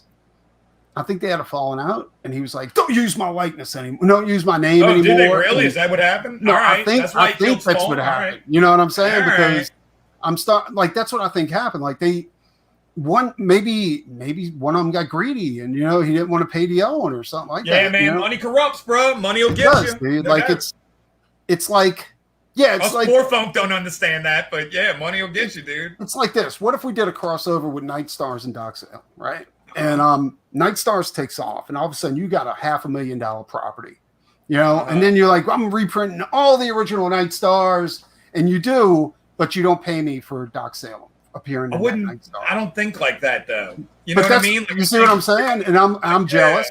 I'm jealous. I'm like, fuck Tim. Right. I get it if it's on that level, but when you're on the level, and maybe it will happen, and I'll become a complete fucking dick and try to fuck over everybody. I don't think so. I don't think that's who I am. I would hope not at like fucking honestly, 39. I don't think that's who Todd is either. But I don't think that's what Todd was either. I think he was just a young businessman, and he didn't realize that those type of things are important. You know? Right. You know? And I I think he's grown as a businessman because he admitted that when he had stuff in Walmart, like he said he would make promises without knowing if he can fulfill those promises. You know, like he would tell Walmart, like they were like, we need this in the stores in 3 months. And he knew production was going to take longer than that, right? So he was like, okay. You know, but when you went in the store and they had this whole section where Spawn's supposed to be at, and there was nothing there, that store's losing money. You know what I'm saying? Right, and they find, like Todd said, he had to pay millions in fines and fees for not following through with his obligations. Really? Yeah. I didn't know any of this stuff. All right. Yeah. But I get it, because when I was starting out, no wasn't in my vocabulary. You know what I'm saying? Same here. If you ask me, Preston, fucking draw 20 pages and have it to me in 2 weeks, I'm like, done. And then 4 weeks later, you get those pages. Nothing but that. Yeah, man. No, dude, I would kill myself. There was a good 2-3 year period. Good God, man. I'm wearing a wrist brace, dude. I thought I had carpal tunnel. Like, dude, that's all I did, man. All I did. I remember crazy runs, bro. Like, just listening to motivational videos, going at it. And then, like, I look back and I'm like, dude, like, was it worth it? I don't know. Honestly, I think it was all worth it, to be quite honest. Because it builds integrity. You know what I'm saying? Like, it's definitely worth it as a life experience. But now I don't do that. Now I'm just like, hey, dude, if something's going on, like an event I need to be at, I'm gonna be there. If I have something in my personal life I want to go do within reason, I'm gonna go do it. Like, go out. I need to go out sometimes. I can't just be sitting at the art board like a slave. Well, I'm like that too, and I'm also like this. Like, if somebody asks me for a commission, I'm like, all right, I'll have it to you next week. I'm like, I've been saying no, bro. I've been saying no to commissions. I don't say no, but I'm saying if you can wait 2 months or 3 months, right, I'll be able to do it. You know, and if you want to put a deposit down to hold your place, that would help. You know. So I might take that. That's a good call. That's what I'll start doing, because you don't want to say no. Because if you say no, then you know you're actually letting down a fan, and you turning them on to somebody else. You know what I'm saying? And you don't want to do that. True. Like, it's bad business. No, I don't want to. It also depends on the commission and stuff like that. No, I don't want to do that. That's a good. I'm not going to argue that. That's good. Well, my girl that follows me on my stream channel, she wanted something last night, and I was just like, well, I'll just draw it on stream. And I drew a character on stream, and she's like, how much for a real commission? How much for a real commission? I'm kind of like, but I'm going to do it. I'm going to hook her up. Yeah, no, that's a good point. Zade? That's a good point. Zade, if you want to come in here, you're more than welcome. Oh, that was another thing, too. Like, I contacted, like, one of my favorite characters is Lobo, right? And I contacted the artist from the Lobo series. You know, because I've always been a fan of his work. Like, it was him and John Dell that worked on Lobo at the time. Who was it? I got it got your first fragging issue right here. Who was it? It was that guy. I don't want to say his order. Who was it? I can't say. Oh, okay, never mind. I mean, if you can look it up, it's fine. But he said that he didn't feel safe on my stream. He didn't trust the stream, and I was like, "What are you talking about?" What does that mean? I don't know. Like I was going to do a hatchet job on him. I was like, dude, I'm a huge fan of yours. Like, my whole plan was to get him on a stream, do an in-depth interview, and then go and ask him if he wanted to do a collaboration afterwards, you know? But, yeah, he said like he didn't feel safe, like doing a stream. I was like, yeah, that doesn't make like I was going to do a hatchet job on his career or something. I was like, no, dude, I only do that to Tim. Yeah, dude. No, man, this is way better than last time. No, like I said, I'm gonna do every stream I can get my hands on the next few weeks, and that's not even like a thought in my head. Maybe somebody will. Maybe somebody will come at me and go nuts on me or something like that. I'm pretty sure. You know, I think. Well, whenever you get on a stream, I mean, like, what are you afraid of? Like, what do you think's gonna happen? What do you? That's what I was thinking. I was like, what? Like, what can I do to make him afraid? Well, that even goes with the Dan Fraga stuff. You were like, dude, people burned them, blah, blah, blah. Is this okay to say? No, Dan, it's already public. Like Dan already, Okay, all right. made And statements. well, and no, stuff like I'm telling you, I'm like, what am I gonna do to him? Like, I don't know what. Oh, you mean being vetted? Yeah. I'm just like, I'm not. Everybody, let me kind of clear. I'm not as much in this world. Dude, one sec. I want to go check on my rooster. I can hear you. I don't know what that's about. I don't know if he's banging that rooster or. I thought I heard something outside. I just want to make sure they're all right out there. Tim, that's not how you make eggs. I'm just saying, like, you don't make eggs. Right. No, but man, I'm much more in the dark with like industry stuff than I probably should be. But I had to turn it all off. You know what I mean? I just got tired of hearing everybody. Well, Pops, and shit. I don't do drama streams anymore, Pops. Like, I only do stuff about art and comics. You know what I'm saying? Like, that's what it should be. That's all I want. Yeah. I mean, this is the rare occasion right now where we're actually talking about industry bullshit. You know what I'm saying? And about. Well, we're an hour in. I mean, that's our conversation, right? But now it's just a phone call. All right. Yeah. All right. But yeah, I mean, I get it. Like after you've been attacked and you've been like threatened and all that kind of shit, when somebody's like, "Hey, I need help getting started with my indie project," you're going to be a little bit put off. You're going to be like, "Is this real?" Especially somebody with your credentials, because you have a lot of high end like comics, you know, that you did. Right. You were in that zone, you know, and so you don't know if it's like, are they coming at me again or blah blah blah, you know, but. My whole thing is like, dude, I don't talk with me for a minute. You know what I mean? Like, I don't know. Exactly. You know, dude, like, I would think within the first couple of minutes, anybody, goes for anybody in life. I'm pretty sure you'll figure out who I am pretty quick. Look me in the eyes. I'm pretty sure you'll figure out who I am pretty fast. Well, that's what I'm saying. Like, you'll be fine. You ain't got nothing to worry about. I'm just saying, like, I can see why these guys are a little gun shy when it comes to shit like. And from my perspective and your perspective, well, from your perspective, it might be a little different because you've never been. I don't think you've ever been attacked like that. You know what I'm saying? And called like the things they called down, and they actually attacked Art Tibbert. That for Chuck Dixon, they were like warning me, like, dude, you work with Chuck Dixon, like stuff's, you know, blah blah blah, and I'm like. I don't know. I'm pretty grounded for the most part outside of that world. So I don't know. I don't know how much. It's not as real to me.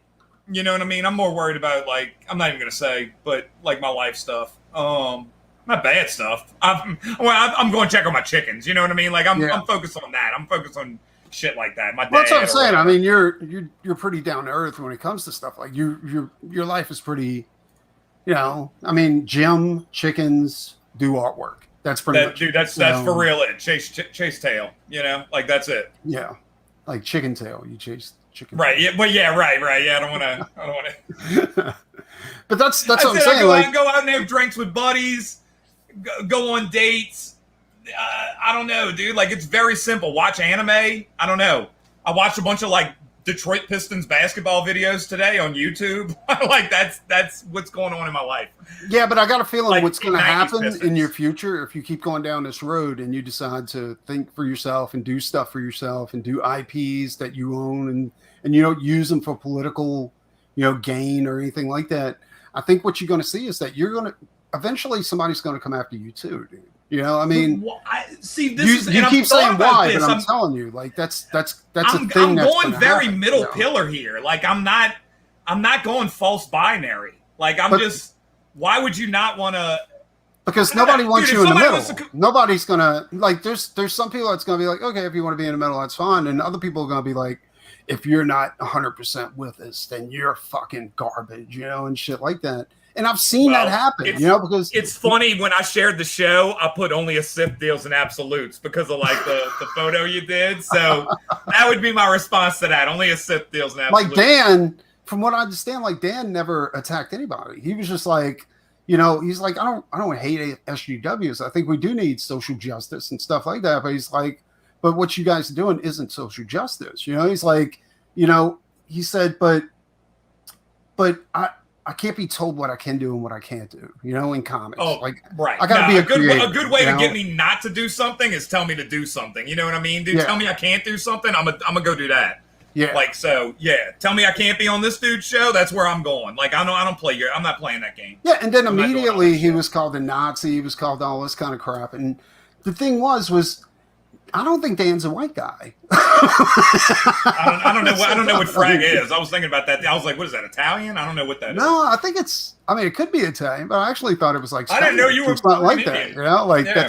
that's crazy. And then there's other guys that they did that too. And then the way they attacked Art Dibbert was fucking Taber was fucking crazy. Like I was like, I mean, No, I don't know about any of this, dude. Like, This is I don't- all news. Maybe I am get- getting myself in some shit. I don't know. I don't get involved in drama, but I watch Wrong it play out. motherfucker, You man. know what I'm saying? Wrong, And I'm like, dude, man. yeah, like whenever anybody tried to, like, they had a guy who posted my picture on Twitter, and he's like, "You better watch your back." I'm like, what? Really? Yeah, dude, that actually happened because I said something. They just didn't. don't- Oh no, it's because I was talking about boobs. You know what I'm saying? Because I one of the paintings I did, the chick had big boobs, and I was like, you know, and I made comments about it, and then they were like, "You better watch your back. You're gonna find yourself canceled or some shit like that." You know? Yeah, And, I mean, I don't know. I'm a big dude. You know, if you want to come cancel me. Yeah, I know, right? Oh, man. Well, Uh, it turned out it was a 16-year-old dude in the UK right. that was doing that. And I was like, and what I did was I did like, I don't like blocking people, but in this case, I blocked him. I was like, nah, dude, fuck you. Get out of here, dude. So I this is don't my need that. mindset on it. This is how I'm taking it. And I thought about it. Really with the Chuck Dixon thing, I gave it a lot of thought. Like, it's Chuck Dixon, dude. Why would I not want to work with him? That's what I said. That's what I Why said. would you not want to work? You know what I'm He saying? wrote- Like- if I went in my closet and I have all my long boxes, I don't know how many were written by Chuck Dixon, dude. Like, it's unbelievable. So the man had an impact on my life.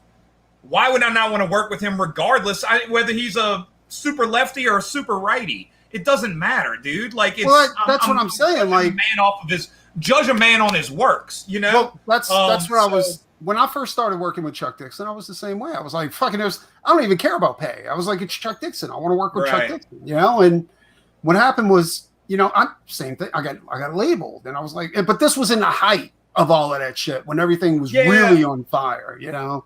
And yeah, I haven't run into anything, and I don't know. you may Maybe I not. will. I mean, I hope I don't. I'm not looking for it. I'm not interested in it. Again, the problem with middle of the road, and I tried this before. Like I told, when there was a big upset and the indie, I'm not middle of and the I was- road, but I'm also not. See, this is my issue with the whole thing. I'm Well, not I was- middle of the road, well- but it's depends on the topic too. Well, let me Also- explain myself. What I Okay, did go ahead. was I was like, there was two fractions fight. Everybody knows about this, but I'm not going to get involved in it. But there were two factions fighting at the time, right? And I was like, I'll work with anybody. I don't care what you guys do. You know, if you have a problem with each other, work it out. I don't give a shit. You know. And so one side contacted me like, I hope you'll still work with us because blah blah blah. And I was like, dude, I'm totally going to work with everybody. You know, I don't care. I'm not taking sides. The other side was like, I hope you still work. I was like, yeah, same thing. And then I appeared on a show from the opposite side, right? Because I was like, I was on there promoting and stuff like that. And then while I was on the show, they started calling me a pussy, a blah, blah, blah, a piece of shit, all this kind of shit. And I'm like, wow, I guess you just picked a side for me. You know? So, Yeah, man. I don't want to be involved. I'm not interested in it. It sounds silly, and it's very. Yeah, dude, that's legit, JJ. yeah, That's you legit. see, Mr. Martinez has a point though. Like the problems, the reason why mainstream is suffering and all these people were losing their jobs and shit like that, and nobody was getting any work, is because nobody was buying comics. I'm living proof that you can't say that about the indie comics scene. You know what I'm saying? Like I've actually prospered since all this stuff happened. So Yeah, you're proof and point. Yeah.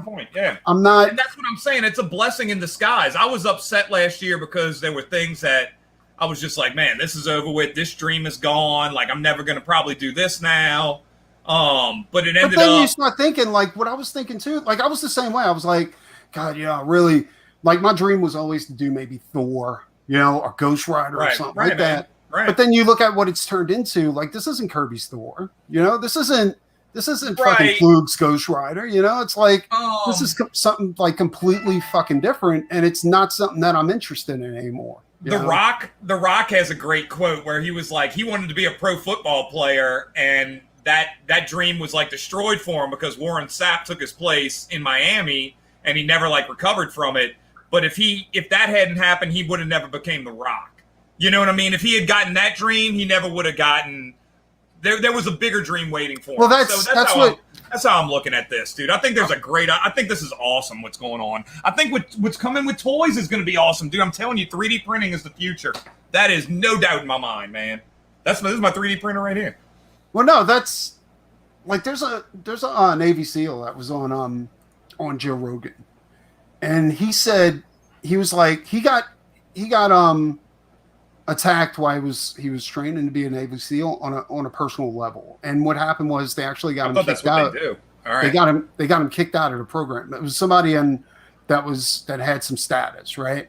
And so he was upset about that. But then he was like, I was upset about that, but then this happened, and then I was upset about, something else let me down, but then this happened. And there's always a but then this happened, and it's always for the best. It's never for the worst.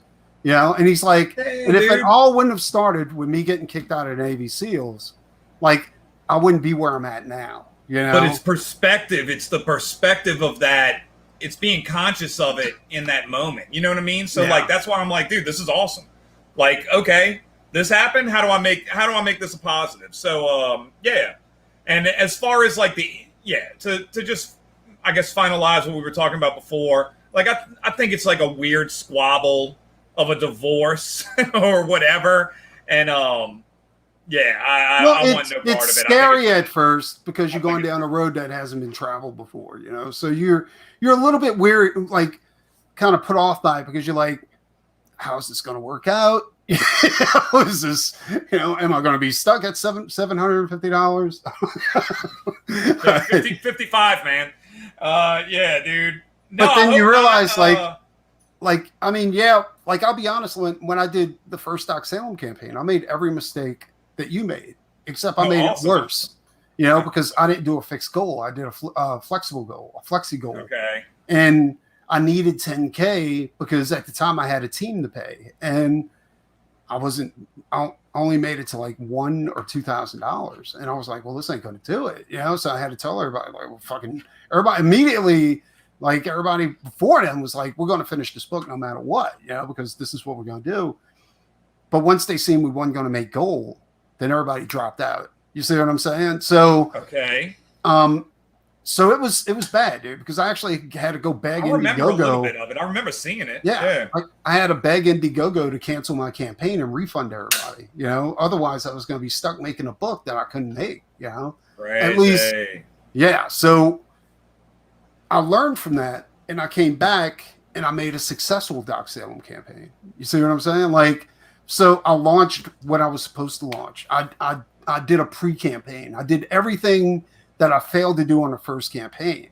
And like, I think that's part of it too, because a lot of people, like there's people that are higher up that have like 100,000 followers, 30,000, something like that.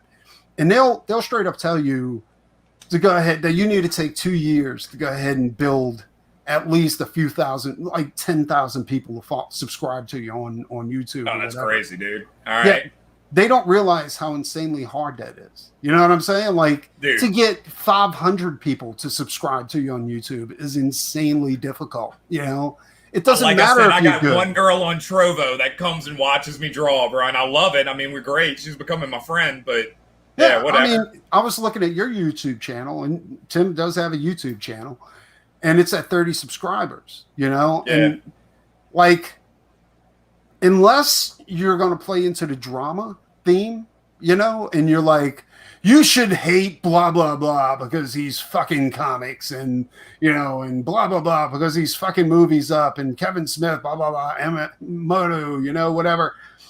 You're not like, people are going to be attracted as much as they are to, hey, let's draw something. That's fine.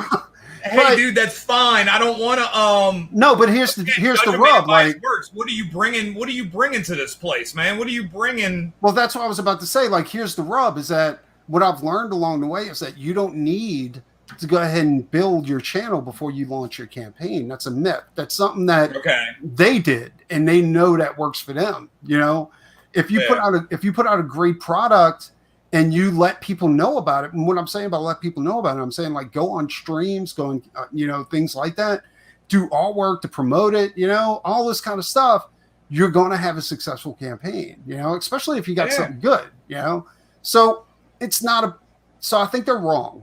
You know, and I think they're wrong in a big way, you know, but it doesn't help. It doesn't hurt by getting on our campaigns and like promoting your work and telling people about it and stuff like that. But, you know, I mean, like I told you, dude, my game plan was just, I'm just going to pound it out for the next 2 months. You know what I mean? Like, dude, anybody that'll have me on, anybody that's willing to listen, I'm in, dude. I'm just going to share as much as I can share. I agree with you. I need to put like some sample pages. I'm going to do that.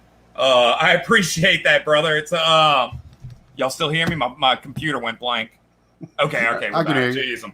Sam? All right. Sam, yeah. You fucking with me?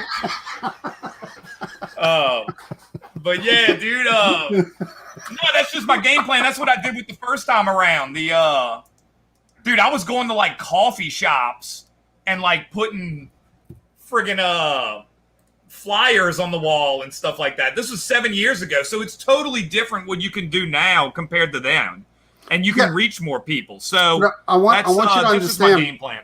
Well, you're under the mindset that this is an all or nothing type of venture, and it's not. You know what I'm saying? This is. I am a Sith. I only deal in absolutes. Like in my mind, I'm like, dude, I was just like, fuck it. If I can't pull this off, I'm done. I'm quitting. Well, that's your ego talking. That's your ego. Yeah, it probably is my ego. We got to be good enough to do. But that's not the reality. The reality is that if you fail, you learn, you come back, and you do better. You know, that's the reality. You know, if you were to quit every time you failed to catch a ball or whatever, I mean, that's not the mindset of a winner. That's the mindset of somebody who's throwing a tantrum and going home with their ball. You know right. No, that's not how I operate at all. Or I wouldn't still be drawing comics. Yeah. And I know that's not the way you operate. It's just that me and you, every artist out there has an ego. I don't care if you say you don't. You know, it's how much control do you have over that ego? You know what I'm saying? I feel like it goes away when you get older, or at least I'm suppressing my ego more. Like I'm going out of that is a conscious effort. Like back in the day, dude, my ego was fucking retarded. Oh, and me too, dude. Like I seen everybody more chill, dude. And it was unnecessary. It wasn't even about art. I'd just be a dick about, oh, bro, I'd kill it at basketball. Like I'll dog you in basketball. Well, dude, this used to be now. I don't think about it as much like that. Like if you're an artist, you weren't a friend of mine. You're an obstacle. You know what I'm saying? Dude, for real. And I had that happen to me with other people where they started changing. Like when I started getting to their level skill wise, they started changing their attitude towards me. Started changing. They started treating me kind of like a dick. And then I did that to other people, and I realized that was wrong. And that think about it like this, dude. Art is not football or basketball. It's golf. But you're not playing your opponent, you're playing the course. And exactly. Yeah. Or blackjack or something. You know what I mean? I think that's a mindset of somebody who has a lot of drive too. You know what I'm saying? And they're not in control of their ego or their drive is when they go ahead and they see it's like this. When I was a teenager, I believed every chick should be mine. I didn't care if she was dating somebody else. No, that I should be dating that. It doesn't matter if I had somebody who was really, really hot that I was dating, right? I was like, yeah, but I should have her too. Right. It was crazy, you know, and it's a crazy fucking mindset. But even in art and business, I was like, if I see you doing well, I was like, well, I should be doing as well as him, you know? Or there's a book I read. I gotta knock him out of the park so that I can get in there. I gotta do better than him. You know, there's nothing wrong with my artwork. My artwork is just as good as his is. Why should I? The problem is that you stop growing whenever you start thinking like that. You know what I'm saying? You hear that a lot from young artists too. Like, I'm better than him. I'm better than that book. How many times you heard somebody say that, dude? Yeah, but you see, that's where you stop growing. You know, when I started growing as an artist, like I started going from 0 to fucking insane was when I stopped worrying about how good Tim Laddie is, and I started worrying about how good Preston Acevedo was, and what Preston Acevedo could learn from Frank Frazetta, what I could learn from Simon Bisley, instead of saying, I'm just as good as Simon Bisley. How come I don't have that job? You know, like, it doesn't work that way. You know, you're only as good as your last piece, you know, and hell yeah. And there's nothing wrong with, and like Jack Kirby said, like, I'm a huge fan of Jack Kirby now, where I wasn't before. But Jack Kirby even said, like, there's nothing wrong with stealing techniques from another artist. You know, it's not all about you coming up with an original style or anything like that. It's about learning as you go. Your style's always going to be fluent, you know? So a buddy of ours, or, you know, whatever, Derek, he had told me a long time ago, and it's true, that because I was trying to focus on my style. I want to draw like this guy. I want to draw like that guy. Me and Derek used to be really tight. He would come over and we'd hang out all the time. And and he was just like, dude, like, your style's there. It just comes out naturally.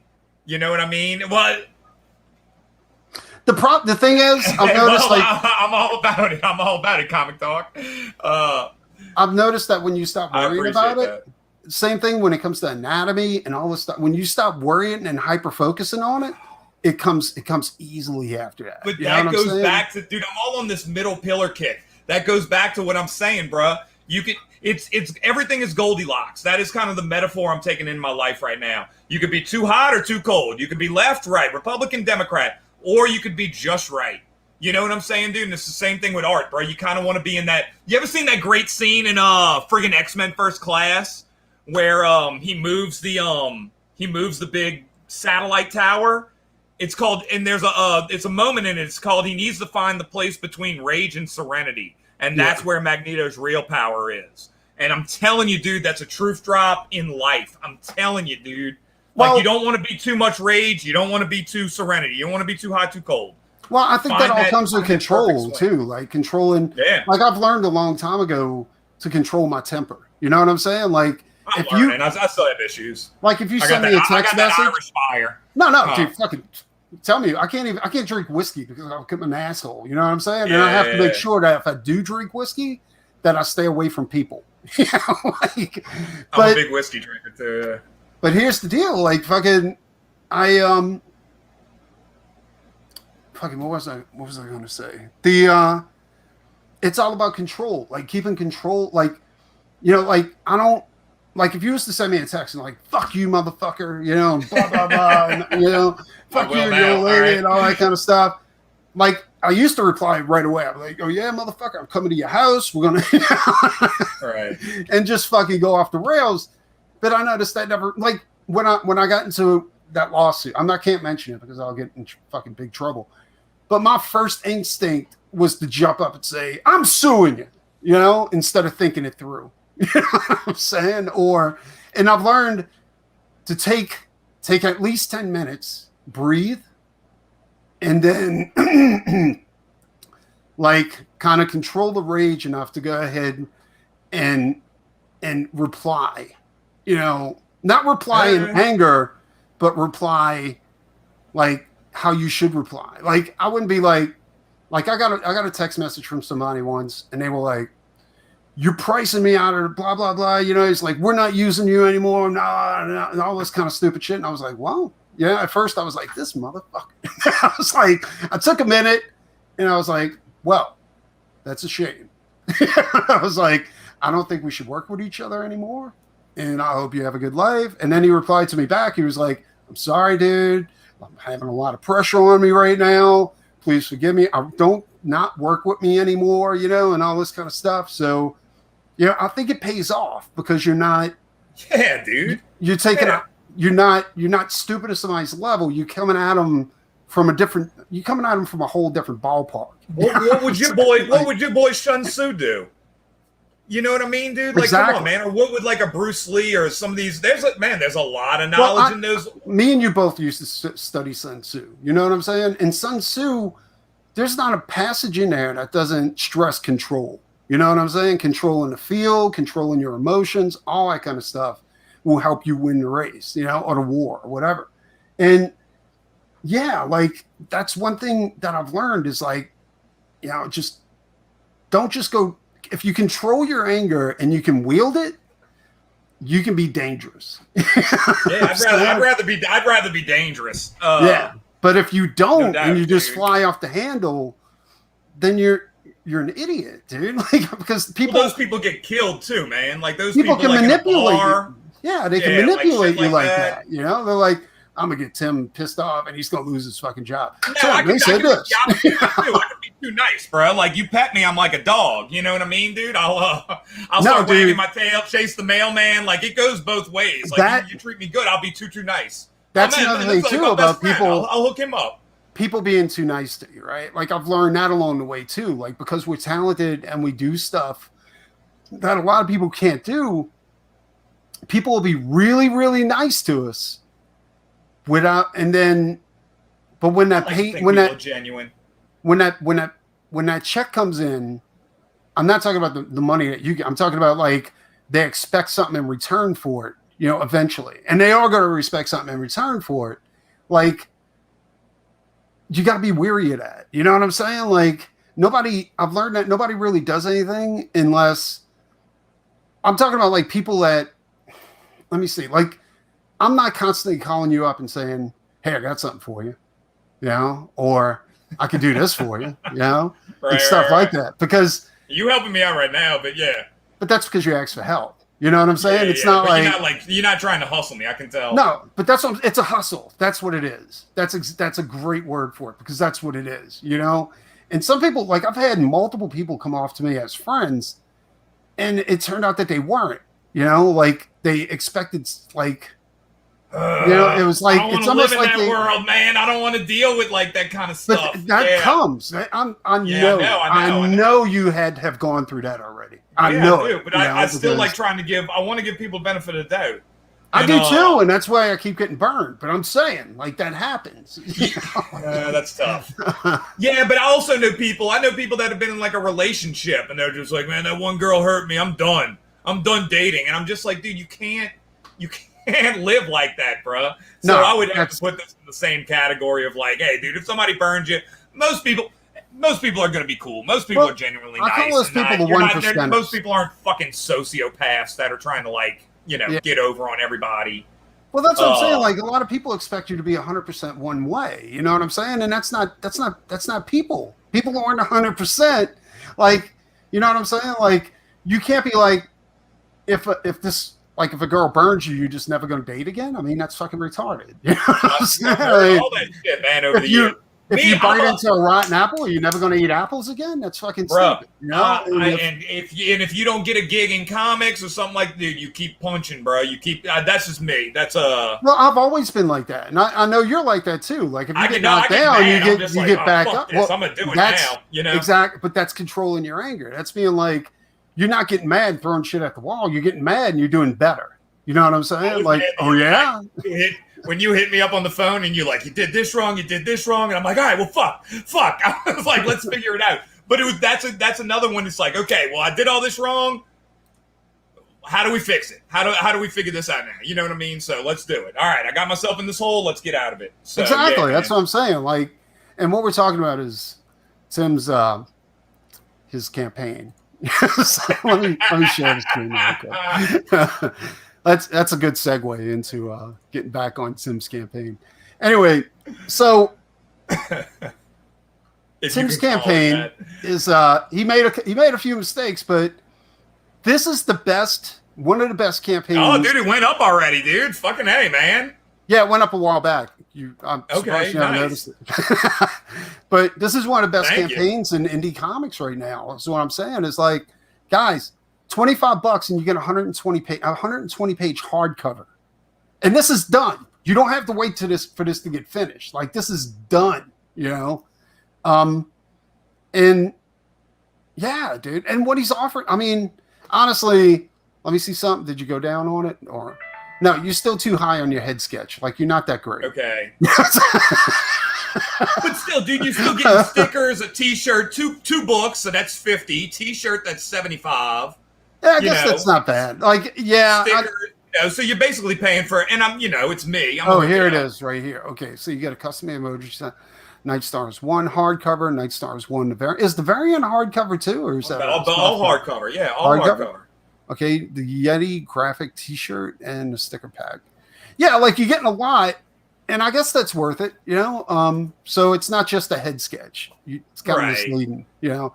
But and then the commission, I mean, that's a full-blown commission, dude. So the deal is you either get any character you want from whatever it is within reason, and or you can add that character plus a Night Stars character. Yeah. So that's kind of how I'm playing with it. So if you want Spider-Man alone, you can get Spider-Man alone. You want Spider-Man with you want Spider-Man with the Yeti, you can get Spider-Man with the Yeti. Kind of stuff like that. I don't think this is a bad deal. I think you're doing good. Like as far as your perks, I just misread them. You know what I'm saying? Like, I appreciate it. No, I'm serious. Like this is because you're kind of guessing at this too. Like, all right, I guess this sounds all right. You know, like. Well, I'm just looking over it. Like, so you don't get a book; you just get the emoji set for $5. Yeah, that's an emoji digital, set, right? Yeah, digital emojis. Yeah. Okay. Yeah. Which are fun if you're a Discord person. They're fun. Do you get No, so stickers are just stickers. Okay, you're not offering a digital edition of Night Stars? No, but I am gonna, like I told you earlier, I'm talking with ArcToons, and we'll see what we're gonna do over there with Night Stars. Yeah. And that's, like I said, that's the same platform we're doing all the Chuck Dixon books at. But that's what I'm saying. Like, this isn't a bad deal, and you should be doing better than you. Like, you should be more than 50% there by now, you know, and that's going to come. You just need crazy. more. I hope so. Yeah, that's. You know, you need more shows to get on, and we all know how this works. Everybody in the chat knows how this works. I know how this works. You start off, you get a big bump, and then you go into dead space for the next. Usually, it's the next 20 days because you do it 30 days at a time. But some moron went 60 days all at once. Well, hopefully I can go in reverse. Maybe I'll have a big bump in the middle. I don't know. Well, that's what I'm saying. Like, so what I would suggest is that you just get on everything and promote your fucking ass off until if y'all know of anything, let me know. If you want me to be on yours, let me know, man. Did you send Pops a friend request? No, I forgot his friggin' his screen name. No, I was just gonna ask you afterwards. I forgot it. He posted it in the chat. I thought you seen it. Okay, never mind. Hold up. Let me see. Let's see here. Pops. No, all I'll see is like a stick man with his weenie out. Stick man with his weenie out. No, that's not in my chat. Not in my chat. Not the private chat. In the stream chat. I was surprised. I thought you'd like that stick man with his weenie out. Oh, man. Are you insulting the stick man with his weenie out? No. I mean, it's. What do you think of that weenie anyway? I'm indifferent to it. I'm not Do you like the weenie? holding back my joke. It's at Madness Comics. Here it is, right here. Right. Madness Comics. Yeah. Hold up, it's coming now. I hope. Yeah. That's like everybody here is here to help you out. Like nobody here is going to judge you for anything. So just go ahead and just send people requests, be cordial, and everybody, like, people will work it out. You know, they'll help you out. Nobody wants to see you fail.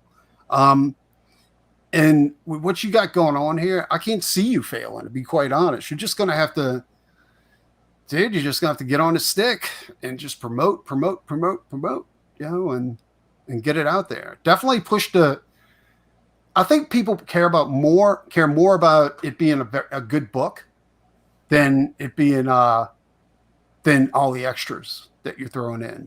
And that's why I'm saying, like, throw out the gotcha. the first issue for a free read. And you can put a link in your campaign where it starts off, like right here. Like as soon as people look at this, thinking. Like have an icon right here that says read the first issue for free and just let them click on it, you know? Yeah, I'm torn between. I really want to do a web comic version of it, but I think I'm just going to have the first 5 pages at least. Honestly, I don't think you have time for that. Just get that shit out there. Yeah, I think you're right. I'm just going to knock the first 5 out. And also, like in the first couple of lines of your like your sentence up here, you should describe the book, like as far as like, Night Stars, a hardcover, 120 page, graphic novel, and just that should be your opening statement, because I got to be honest, like I hate it when I go through campaigns and I really want to back the campaign, but they're not telling me anything about the book. Fuck, I might change that right now, because that's a good point. Like if that's the first thing I want to know. I'm like, this looks fucking because there were some that looked incredible, dude. And then I realized it's only 32 pages and they want $25 for it. And I'm like, that's not going to happen. That's a really good point. I might make it the first line: Night Stars and 125 page hardcover follows the adventures of That's exactly how you should open it up, and that way people aren't guessing. Like you never want people to guess when they're trying to buy something. No, that's a very good call. Save and continue. It should be updated already. Now let me ask you a question. Like your Facebook fan. Hold on, I got to take this. Tim, entertain the crowd. We're really doing this? All right, shit, man. I don't know what y'all want to talk about while we listen to Preston on the phone. I wonder if it showed up. You gonna answer it?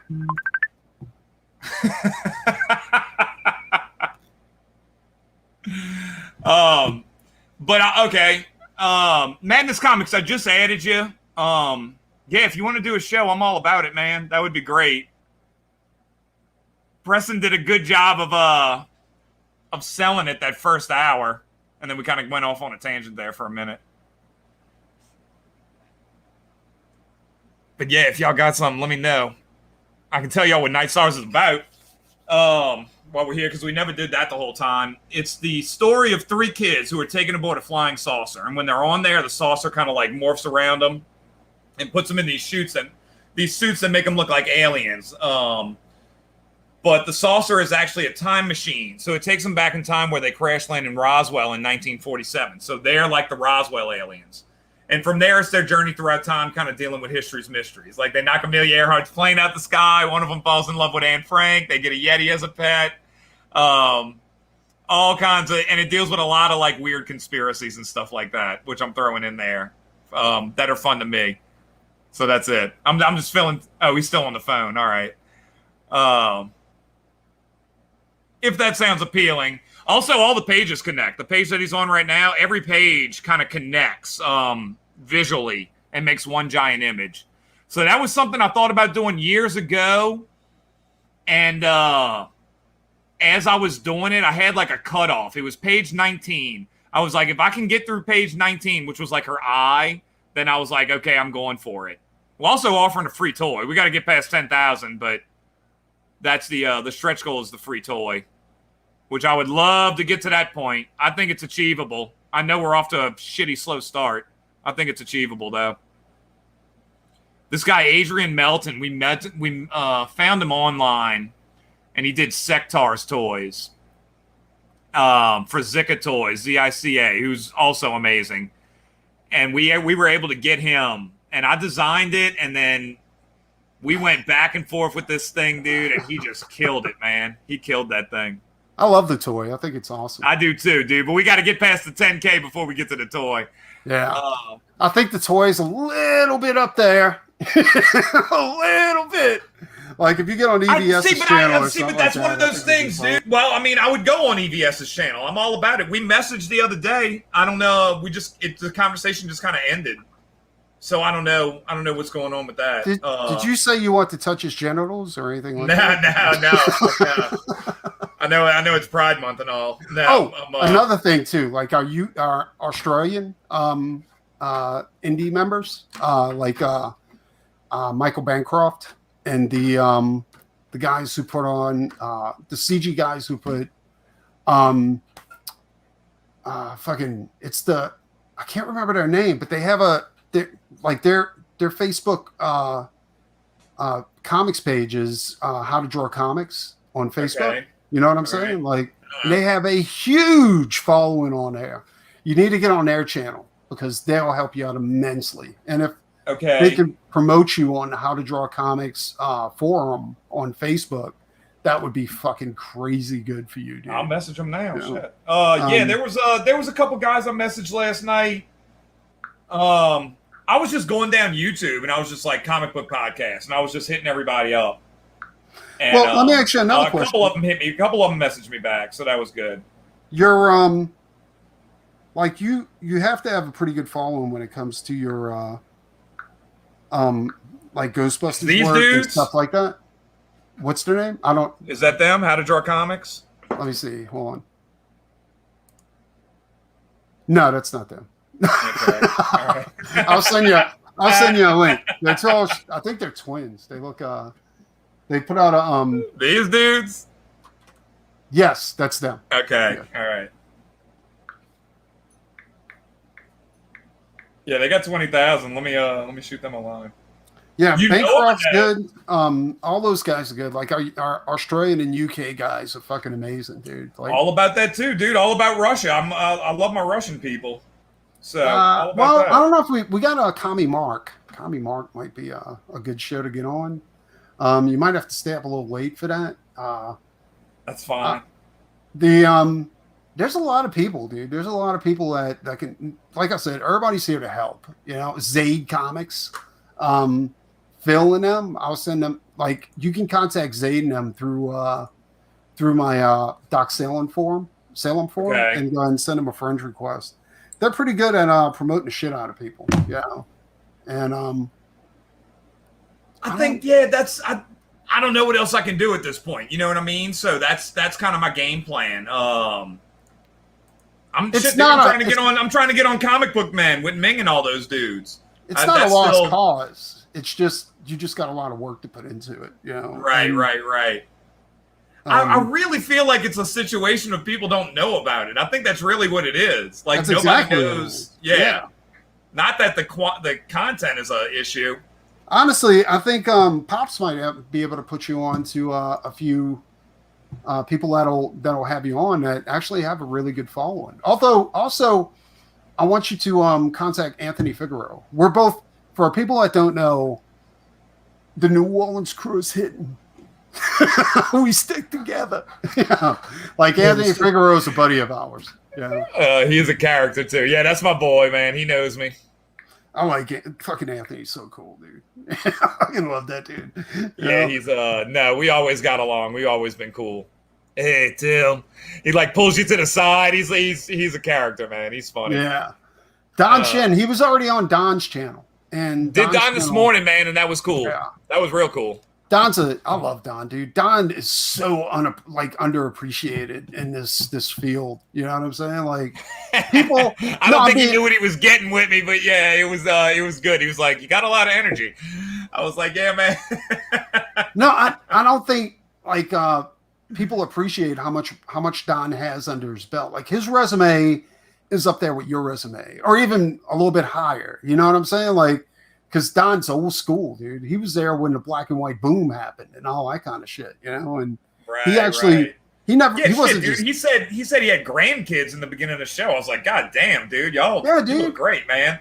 Yeah, he's got grandkids. Like but Don, like, yeah, get on Critical Blast. And Critical Blast is a good one because that dude is trying to figure out he's well on his way to be in the next Diamond distribution service.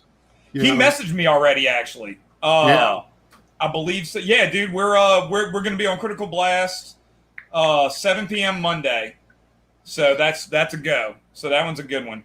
You got a lot of work, but everybody's here to help you, dude. And trust me, it's you.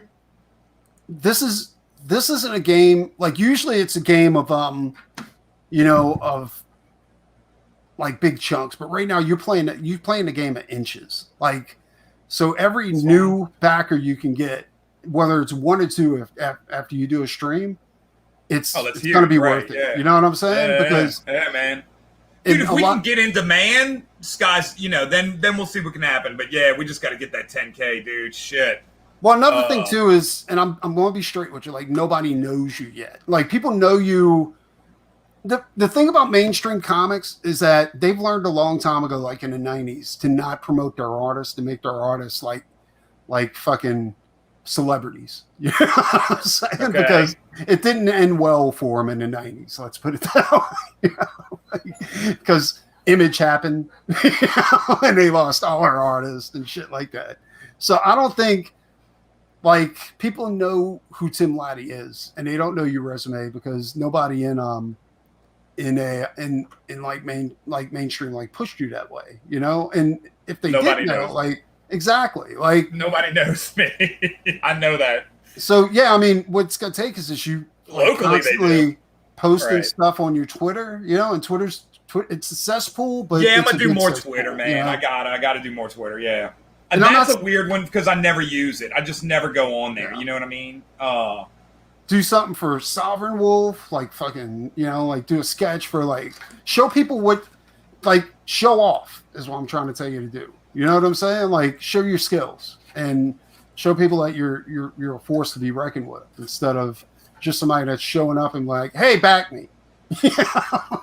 Well, that's what I want to do them too. Like, hey, this is who I am. Like, at least you get to meet the man behind what's going on. You know, But that's good, but I'm I think not afraid people to do that. people want to see your skills too. Like they want you to show off a little bit. Like do a cyberfrog, Okay. do fucking Dude, you know, a I'd be all Sovereign about Wolf that, bro. I'm gonna have to hit up Ethan this weekend and just kind of see if I can get that convo going again. Dude, honestly, I think it'd be more fun if I did a Rainbow Brute or something. Like, Yeah, I'm all that's what I'm about it, saying, dude. like- Let's go. You ain't got to.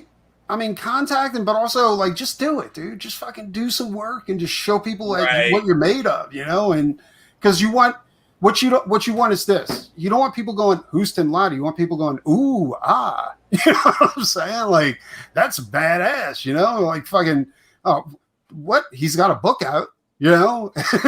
Like you want to get that hype started up, and you know. I mean, there's a thing in comics where people are like, don't do anything unless there's a paycheck attached to it. You know, there's a thing in art where people will like that, but I don't think people really understand. Like you have to show people what you're made of sometimes, you know, and to do that, you have to do Right. stuff that isn't going to be paid work, you know, and yeah, I mean, yeah, here, look, Pops is like, to be honest, you are new to me. Like, that's what I'm Dude, saying. not- I'm not. I knew that. I knew all Mr. that. Martinez, you know, Mr. Martinez backed Non-Devils and got 2 commissions because he liked that I did it live. Like I did his commission on like in front of everybody. I was like, we're painting this motherfucker right now. This is happening. You know? And yeah, dude, I mean, it's like lead guitarists, right? Lead guitarists, they love to show off. Like that's their thing. They just get up there and they just fucking rip, you know? And you know, that's what artists have to do. At least any artist that's worth their salt has to get up there and just show the fuck off, you know, show them that, you know, okay, that's a great Rainbow to Brute drawing, but watch what I can do. You know what I'm saying? And just fucking kill it, you know? No, I like now the ego kicks in. You know what I mean, dude? Like now that kind of stuff. But that's what I'm saying. Like being in control of your ego, you're able to do that. You know what I'm saying? Being like, yeah, now it's time to let the beast out. Yeah. Right. And for people who don't know, Tim did the Doc Salem cover, one of the alternate Doc Salem covers, and it was one of my favorites too. Like I actually need him to sign one for me because I'm a collector. So, and I'm gonna pull it up real quick. You guys will recognize it as soon as I pull it up. I genuinely like Doc Salem. I would love to do a Night Stars or a Tales from the Occult Bookstore like I'll be straight with you. Like, mashup. I learned my lesson with the last Doc Salem campaign to not do 6 goddamn alternate covers. Right. But yeah, dude, like if I would love to have you do something for the next Doc Salem. Like if you want to do a collaboration where you do something and then I paint it, you know, or something like that. I think Dude, I'd be down for that. I'd be down for that. That would be a weird it'd be a crazy I would mix, be interested in how that comes out. Yeah. Let's see. Let me find that cover real quick because I really want people to see this. I'm trying to find a good not shitty link. Dude, we are so not prepared. Dude, I feel like we're hanging in there. We're going for like 2 hours. So not prepared. Yeah, no, we're going to have to end this pretty soon. But yeah, it's been a blast, saying, hanging out. You're feeling no, I'm saying like we're filling content for a 2-hour stream. I mean, that's solid. All right, there we go. I'm tweeting it out for anybody that's awake. What time is it? It's only 10 o'clock here. It's not that late. But you're like a late nighter, huh? Not really. Like I've been trying to like go to bed kind of early, but I've been failing miserably every time. Get a rooster. That'll get easier. Yeah, I know, right? 5:30 is going to be. I actually sleep through it pretty easily, man. Did you ever want to kill the rooster? Or Yeah. But now I love him, dude. I love him. I have to now. This goes back to the whole thing we were talking about controlling your emotions and shit like that. Like I have to accept, dude. He's a rooster. Like there's things he's gonna do that a rooster does. Don't get mad at him when he does. You know, I got one of them that's growing back feathers right now, so I'm keeping him away from him, and he'll sneak out and just basically rape the hens, and I get pissed off, and I'm like, God, fuck. He's a rooster. He has to breed like that. He can't do anything, Yeah, I still like that cover, dude. I had fun doing that, man. I am all the pages I do for the next Salem are going to be done live, and they're going to be painted too. But people like seeing this kind of stuff, and this is what I'm saying. Like this is the type of work Tim does, dude. Like, and if you were to do this in front of people, like people would be blown away. And of course, he had to stick the car in there. The car is the best part. Yeah, I threw in a lot of Easter eggs. You saw that with Go Monster Go. It's all over Night Stars. It's Ghostbusters. Lots of Easter eggs. You don't have go underappreciated. That's what I'm saying. Like you don't have a serious style either. Like your style is kind of like mine. Like, well, no, I think your style is a lot different than mine, but it's not serious. We talked about this the other night. Yeah. Like, but it's like there's a scale. There's a gradient scale. I'm just a little more towards the cartoony, where you lean a little more to the realistic. I guess you're right. A little bit. Not intentionally though. It's like I don't see the one you just did with Stoddard. You could see the cartooniness. You could see it in there. Yeah, you could see it, dude. Well, that's probably why I liked it so much. I was just like, all right. No, I'm moving away from... And I like the outline color. I like the outline color you did. I'm moving away from doing cartoony stuff. Well, serious stuff. Like, because before I was doing the shit was so goddamn real. Like, it was... like that Vampirella. There's you ever read Understanding Comics by Scott McCloud? No, I heard about it. I'm going to send this to you, dude. He did 3 books. I thought they were going to be fucking retarded, and they were brilliant. And it totally changed my opinion on Scott McCloud years ago, and now I'm a big fan. And, dude, I tell you what, I don't know what the guy's doing now, but he is a visionary, and he was calling out things 20 years ago that are going on today, specifically like digital stuff. And, yeah, man, he's really, really good. But reason I'm bringing it up, I'm going to send it on Facebook real quick. Okay. Is he did this thing. And it was a breakdown of, let's pull it up first. It'll make a lot more sense. Mr. Martinez, I will definitely be doing that live. It'll be the Mr. Martinez's commission show. It'll be awesome though, because I'm actually looking forward to doing that. And that's one thing about me and Tim that we have in common too, is that we really like doing what we do. And, yeah, dude, when you're talking about doing that's me. Yeah, that's the image I'm talking about. If you can pull that up. No, dude, when you're talking about the Doc Salem, I'm just like, yeah, that's fun. Cyberfrog, yeah, okay. Yeah, let's do it, dude. I remember that from the 90s. Exactly. That's what I'm saying. The girls' commission last night, my girl Des, I needed something to draw, and I was like, send me your character. I was like, hit me up on Instagram and send me the characters. And we just did it on stream. It came out great. And it was fun. She was really excited. She was like, oh, I got an idea. I'm trying to lead her into doing it on her own. Because I want her to draw more, you know what I mean? She was like, I'll do the thumbnails. It would be really cool if she was in a library doing this. And I was like, send me the thumbnails. I was like, and then I'm going to try to bait her into it. I'm going to be like, can you flesh that out a little bit more? Because I want her to draw.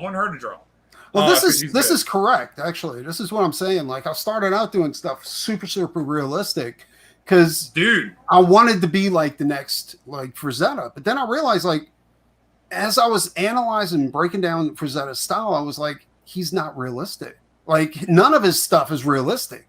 He uses paint techniques that kind of push it towards realism, but it's all comic based. Like, it's right. It's not. It's and do you really want to be Greg know? Land, where you're like drawing like ice skaters? You know what I mean? And that's trying to like. exactly. It's no fun. That's why. And so I moved in your away head, from what it, he's you know? what he's saying and what he said in the book is that in your head you're more likely to see yourself as that generic smiley face at the end, or whatever generic face at the other end, and that's why kids are going to resonate more with cartoons. Yeah, and it's just a thing, dude. And the more you kind of leave that arena, the more you lose that escapism. So there is a science, or there is a theory that's going to back the idea of doing things a little more cartoony.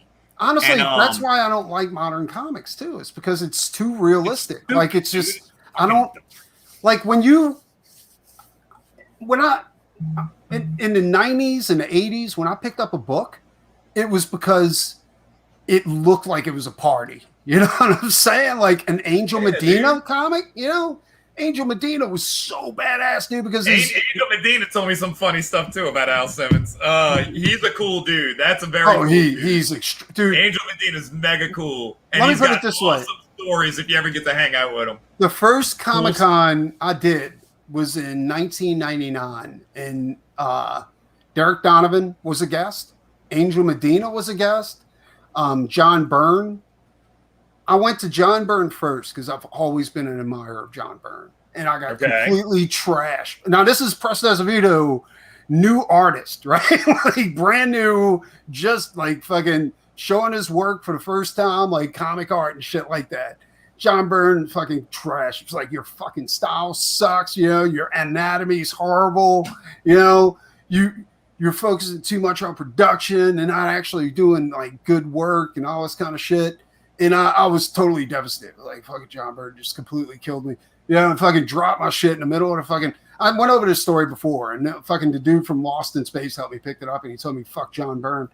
And then, I had a class, like I signed up for a class with Derek Donovan and Angel Medina. Because Angel Medina, I took his class because Angel Medina actually sat down with me for an hour at the show and went through all my work and talked to me about it instead of just bashing me about it. You know what I'm saying? Stuff. He was like, you need to work on this. He's like, you're just not ready yet, dude. You know, your production's awesome, but you need to calm down when it comes to this, and this, you know, and focus on this, and this.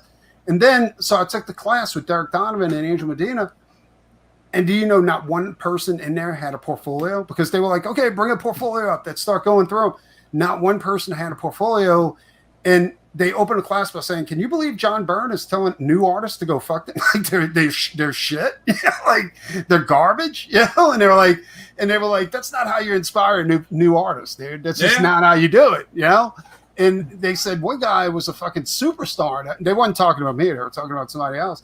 And like the dude's portfolio was insane. And John Byrne just fucking trashed him, you know? And I was like, yeah, and everybody was too afraid to bring their portfolio. Like the next day when Derek and Angel Medina were doing their class. But I got to be honest, like I did a class with Derek and Angel, and I did a class with Bernie Wrightston and somebody else. The one thing I noticed was that Bernie and the other guy he was with, they hated their rolling comics. Like the way they talked, it was like when I left there, I was like, I seriously Bernie Wrightson's pretty legendary. All right. Yeah, but Bernie, the way he wasn't talking about the art. He was talking about the finances and how how he got screwed over in comics and stuff like that. Comics. Yeah, no. Well, when I left there, I was like, God damn, I feel like committing suicide or something. Yeah, you might as well go watch the Arthur Picar movie. You know, or Crumb, you know, or something. Yeah, the Crumb movie's another fucking weird one. Yeah, but doing like doing Derek and Angels, they were like, dude, you know, they were upbeat. They were like, yeah, this is fucking great. We're having a great time doing comics, all this kind of stuff. And hey, dude, Derek was balling in the 90s, man. He for sure. Yeah, this was towards the end, but like I got to be honest, like out of all three of those people, like fucking Bernie Wrightston, John Byrne, and Angel Medina and Derek, like those groups, like it was Angel Medina and Derek that were inspiring me to go forth and conquer. Yeah, but they sound, you know like what I'm saying? Guys there too, you know. Oh, they were definitely. I mean, it was 99. I wonder what Derek's class saying? would be like today. You yeah, know, be like, don't do comics. yeah, I fucking hate it. I hate everybody. I'm so emo. Yeah, but I mean, I understand where Derek's coming from too, because that's another extremely talented person that just never got his. Well, never got his fair due. You know, I was so like, I love that Derek released Trigger Mortis. You know what I'm saying? And it was phenomenal, dude. Like it was one of the best books out there, you know, and in indie comics. He worked hard. He worked a long time on it. Dude, he did a phenomenal he was telling job. me about Trigger Mortis. We had a falling out, but he was telling me about Trigger Mortis. Yeah, a long time ago. Like he put in his work on the book. Unfortunately, none of you motherfuckers can get Trigger Mortis. Like that shit's over with, right? But I hope one day Derek does a second chance campaign, you know, on Indiegogo, because that fucking book it's amazing, dude. It's incredible. But Derek, he doesn't get his due. He also changed his name, which I think probably hurt him too. Yeah, I know. Over the years. Yeah. But Derek falls into that category of guys who spent too much time in mainstream, you know, and didn't do their own thing. You see where I'm going with that? But not everybody can do their own thing. I that's another factor here too. Like some people just. I think they get trapped. I'm not saying Derek's not. I'm not saying Derek can't do. No, Derek did. He has. No, but yeah. But yeah, he's. I think he's always going to be more focused on that. It seems. Yeah. I don't know. I haven't talked to him about any of this in a long time. So he taught me. I was in high school, and I used to go to Delgado for the college class that he taught. And I would go in there in my friggin' Rummel uniform, and I would be the only high school kid in there. And that's where I met him and Vernon. Vernon was in that class too. And this is 1999, you know? And he would be wearing his clerk shirt. Like this is, you know, dude, crazy, crazy times, man. But I was that young buck that was in there trying to draw and shit. And yeah. Team Laddie. So just put a team in front of that. All right. Yeah. These are coming in late because I got the thing. I got the alert. Yeah, that's another. We're not going to talk about Brandon because this is about you. But anyway, I think that hatred of modern, mainstream comics comes from being in it too long. You know, because when I was doing production art, right? I did production art for way too long instead of going on my own and doing my own thing, right? And I'm actually way more successful doing my own thing than I ever was doing production art. But the problem was this. I was afraid because the money was so good while I was doing production art. Yeah, I was making $20, $30 an hour doing production. You know, that's what it's all shitty about, stuff, dude. You know? And here's the thing, when I want to leave, they would give me more, you know? And I was like, and it's a trap. I realized late that it was a trap. You know, the money's a trap. You know, they're paying you to do what they want to make them money and not to go ahead and do your own thing. And artists, whenever it comes to being creatives, like artists, you can't do that, or else you get this deep-seated hatred that builds up inside of you, you know, and it just leaks out in other areas. It can leak out on your family, your friends, and and it also leaks out in your work, because you become almost disturbed by the fact that you can't unleash your creativity. You know, it's kind of oh, dude, I was doing I'm appreciative of the commissions that were coming in, but they were not comic book related. You know what I'm saying? Yeah. And, I can't look at a Florida Lee and be it was hard for me to do, dude. It was hard. It was I'm dragging them out, and I'm just I'll get to this tomorrow. It's like walking through mud. You know what I'm saying? If you come to me and you offer me $2,000 to paint an alligator, I might do it, but there's a better chance that I'm going to turn it down, because doing an alligator or any type of souvenir type of thing, like Icon of New Orleans, just fucking kills me, dude. Like I can't do it. Like Florida Lee makes me physical sick, man. dude. Well, that's what I'm saying. Like now, like at first it wasn't about the money because I wasn't happy that I had to like depend on my old lady to kind of help me through the like bills and shit like that. But now, like I've crossed. Back in the day, yeah, I crossed that bridge a long time ago. You know what I'm saying? But I was a lot happier too. You know, like doing my comics and doing like commissions that I like to do instead of doing stuff that I had to do. You know. But that's you're letting the greed go. You know what I mean, dude? Like what we talked about it on the phone the other day. I'm like, bro, I'm just trying to get my shit straight so I can just do the books I want to do, cool stuff. Yeah. And I just want to go get a farm. I want to get out the city and I want to go. Dude, I'm not even lying. That's not even bullshit. I want more chickens. I just want to get a fucking farm and draw comics. That's it. Dude. I'm not, dude. And you know I said that. That's real talk, bro. No, you're right. Let's stay on the reservation. So anyway, yeah, I'll start talking chickens for like an hour. All right.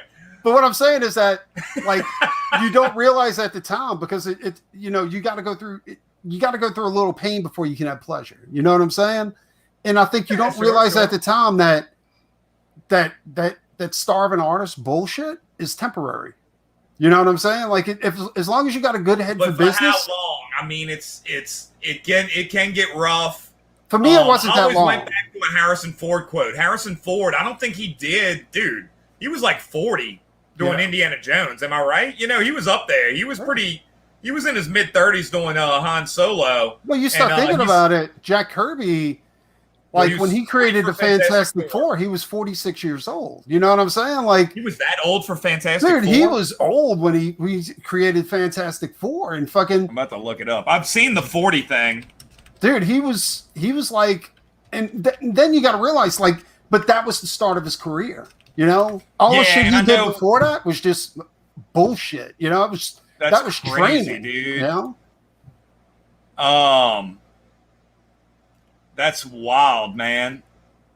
Yeah, dude. No, I mean, you don't want to wait that long in life. You know, you don't want to, but sometimes you don't want to be J.H. Martin or something like that. But you got to realize, like, most artists don't come out the womb like just being fucking amazing. You know what I'm saying? Like, no artist comes out, and there's a couple of things you have to learn along the way because, one, when you start your career, and this is for anybody out there who's thinking of becoming an artist, if you don't learn how to run yourself like a business, you're going to get fucked. And it's going to be hard, dude, because people don't see you as like this creative talent. They see you as a paycheck.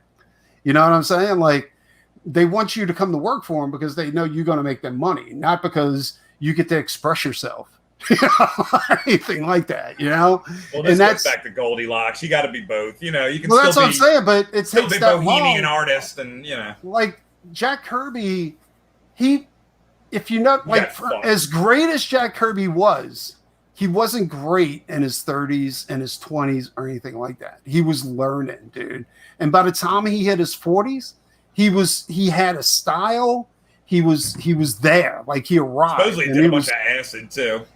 We probably did, but I'm saying like Jack Kirby, like when he was in his 40s and he created the Fantastic Four, like that was the real Jack Kirby. He matured as an artist, you know, and then he created a legacy from that point on. Like you look at most artists, like that's the way they come out. Not every artist is Frank Frazetta, where they're like a fucking teenager showing comic art that was blowing people away where they thought it was a joke, you know, like or like J. Scott Campbell and all those guys. Exactly, like those guys came in young, dude. They were young. Yeah, but you got to realize, like those Derek guys, came in young.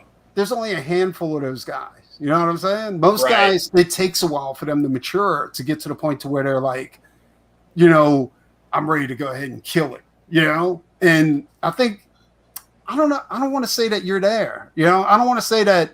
But maybe you are. Maybe you are one of those guys that had to spend. Me personally? Like a lot of time in mainstream like comics, like doing a lot of grunt work and doing like stuff that you like doing, but some of the stuff that you didn't like doing too, to kind of get to the point to where you like, fuck all this, I'm doing Night Stars. You know what I'm saying? And I'm gonna kill it. You see what I'm saying? Like, look, dude, there's nothing I don't go at. that I'm going after it. You know what I mean? There's no project I've ever been on that I half-assed it. But I but hope you had so, to serve dude. your time. You know what I'm saying? You had to pay Look, your bro, dues before you can actually. And Kirby was like that too. He had to serve his time. I mean, there's even Frank Frazetta, as good as he was, he never had a good head for business back then. You know what I'm saying? Like it wasn't until later on in life then that he became famous. There's stories of Frank Frazetta like fucking couldn't feed his fucking family.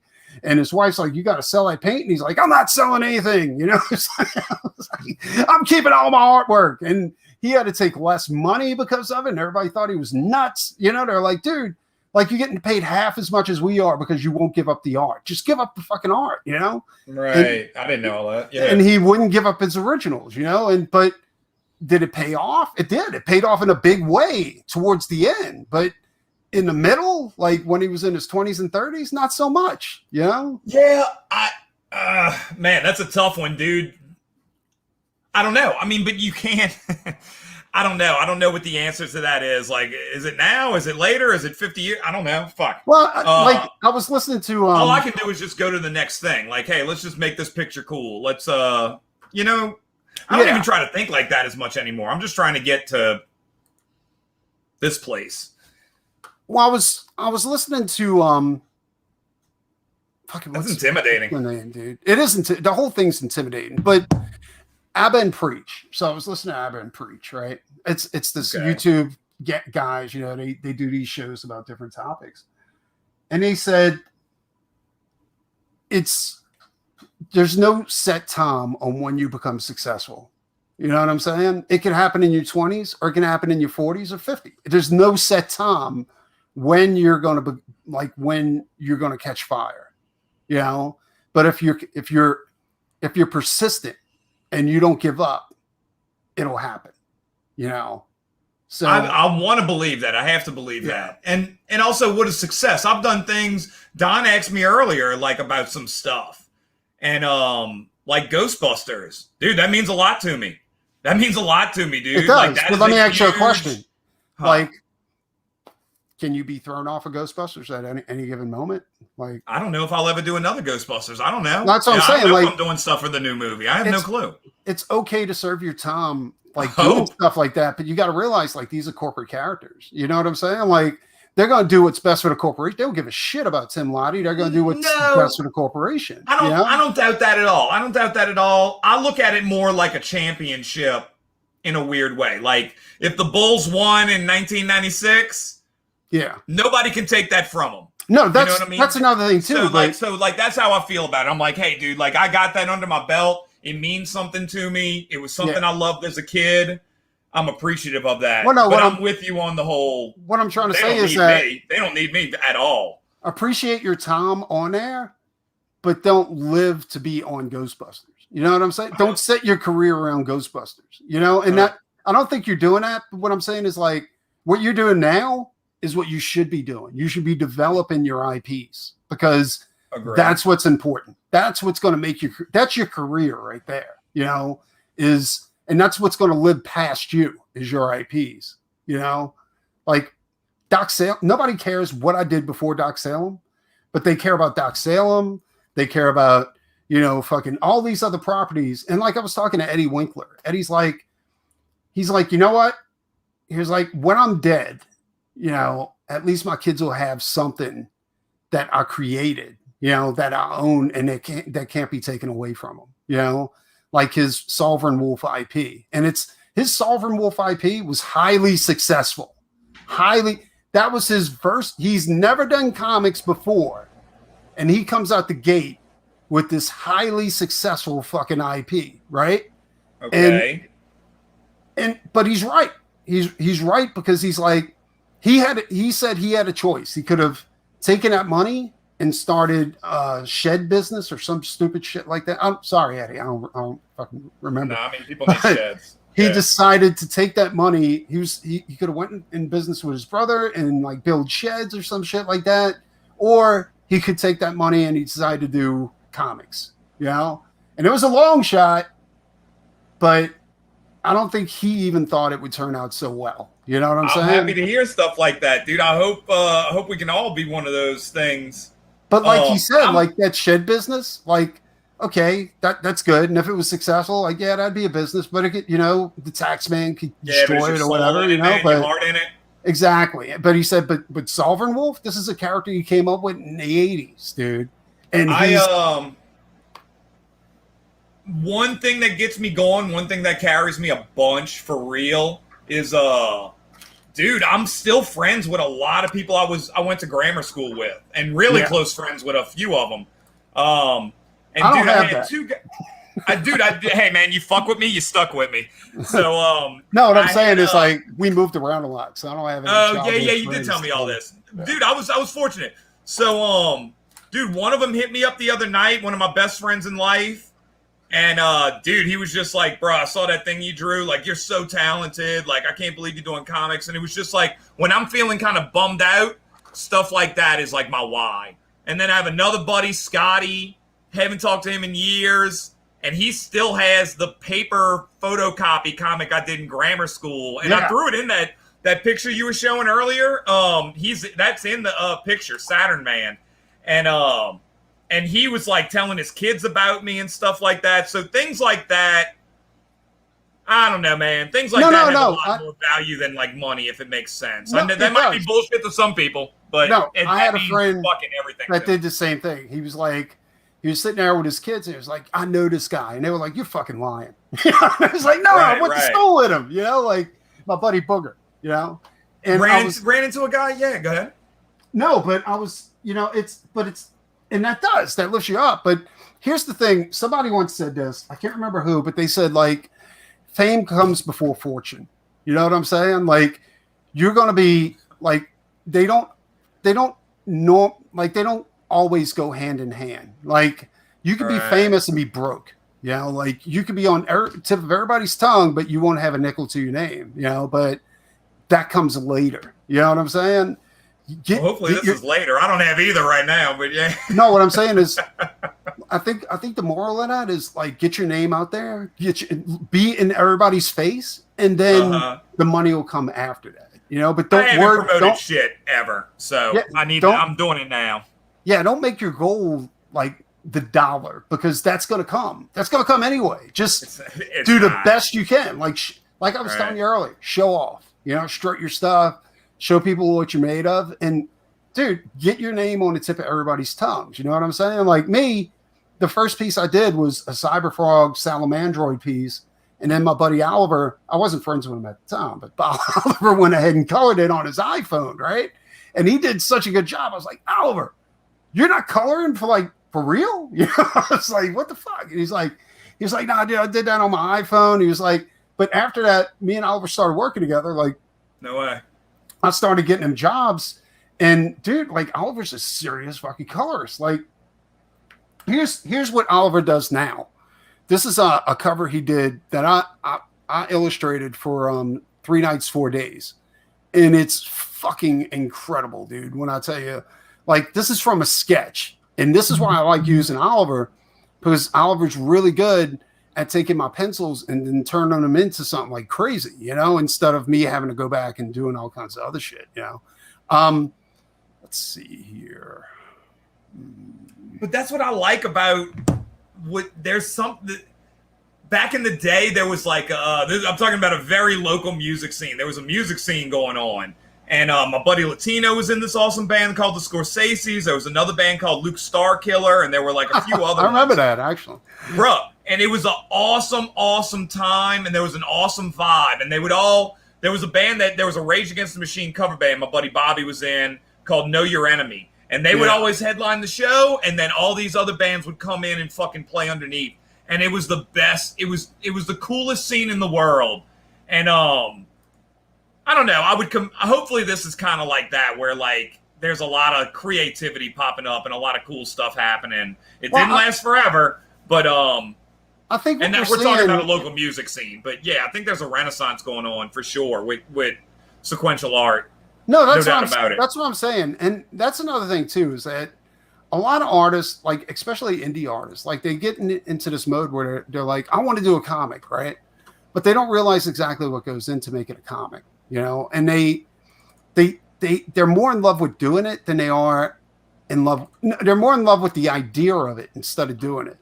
And what happens is, I like just sitting there. I'm fine, you know. Well, no, that's what I'm saying, because there's doing sequential art is very thankless, and there's not a lot of fame that comes with sequential art. Oh, dude, and you're not gonna get the thank you until, dude. I did that the G.I. Joe cover. It's not coming out until July. You know, well, what I mean? covers are different, but I'm saying like sequentials, like doing interiors. Oh no, like, it's a very, rough, man. Very thankless job, dude. Like and people miss stuff. Well, you can't release it either. Like, yeah, and you can't release the pages until the book's actually ready to go to print, you know? And yeah, there's a lot of you can snapshot panels and stuff. There's a lot of loosey-goosey stuff. A lot of people nowadays don't want you doing that. But like, it's kind of like it's like selling prints at a show, you know what I mean? Like, just don't say anything. Well, there's for real. That really, like, you know, like, hey, can I do a Ghostbuster for you? Like, you just don't ask. Don't ask. No, what I'm saying is that doesn't really work when you do the internet. You know what I'm saying? When you post it on Twitter. Yeah. People are like, hey, I just paid you to do that. Can you not post it until the book comes out? I don't know. I've gotten away. I don't know. I get away with it. I've gotten away with doing preliminaries, like doing sketches and leaking them out. I've never asked. Bit, you know, but dude, I've done interiors. I've done Ghostbusters interiors. I just don't say anything. They're very loose at IDW about that kind of stuff. They let me do. They've loosened my leash over the years. But so when it comes to doing like covers and pinups, like that's where the fame's at, right? Because you can blow people away on that, right? Like on a cover or a pinup. When interiors, like there's more to interiors, to me, are more fun because you're actually telling a story. But to anybody looking on, it just looks like simple panels, you know. It's not crazy. Like you can go nuts on a cover, you know. And we had talked about this the other night too. Every panel is its own composition by itself, so a cover is almost easier. Like I can sit there and just do a cover compared to a 10-page, not a 10, but like let's say a 7-panel page, dude. That 7-panel page is going to be the killer. Like that's going to take me all day, all night. I did a thing with the Chuck Dixon book, Go Monster Go. And it was just like this girl's bedroom, and I did it at a weird angle, and that one took all my time. It was just like, when is the panel going to be done, you know? Me and you understand that from an artist perspective. We're blown away by panel work, but the average consumer isn't really, you know, like they see that cover and they're like, dude, that cover is just fucking amazing, you know, and that pinup cover sells a book. Yeah. But the real work comes in when you're doing the panel work, because that's where you have to make it to where they can understand the story with no text on it. You know what I'm saying? Like they can follow along and it can be, you know, with no text. That's the way I see it. You know? Chuck Dixon or whoever it is, like you should be able to know what the story is from what I did on the art. No doubt about it. You should be able to follow along perfectly. Like the dialogue is the icing on the cake. You see what I'm saying? Like that's but that's where it becomes technical. That's where we're like we understand that, but other people they don't. You know, they're like, and I don't think they understand it. And you know what? I was just about to get myself in trouble. So all right, what? All right. We'll talk off air. All right. It wouldn't have got you in trouble. It would have got me in trouble. And it probably by association. The association, it would have got you in trouble. All right. Nah, dude, look. I've been doing this for a long time, so I'm used to my interiors. I'm used to that process. But me too. Like I can knock an interior page out in no time, but I understand how it's supposed to flow and how it's supposed to, you know, how things are supposed to be done to make it look good, you know, and make it tell the story, you know, because we're storytellers. Now I'm just tightening up my art. Like now I'm trying to do it in like 3 layers. Like I have very specific rules that I go about now, where when I'm younger, it's just a hot mess for, you know, sketch. And I'm like, dude, do your outline,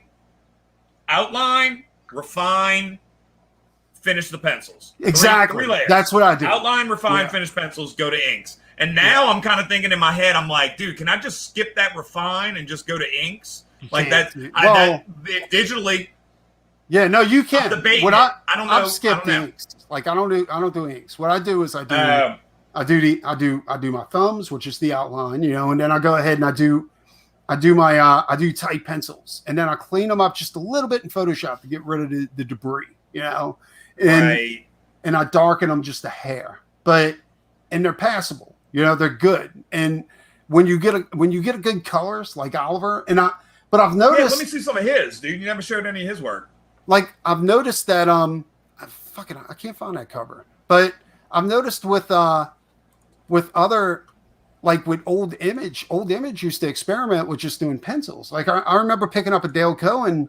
I did that at 8, and I hated it. They left all the sketch lines in and stuff like that. They should have just let me fucking ink it. They didn't like my inks at the time. Well, no, I noticed like Mark Silvestri, and Dale Keown. Dude, he's a beast. Man, But in later he came issues, a long way from Pitt.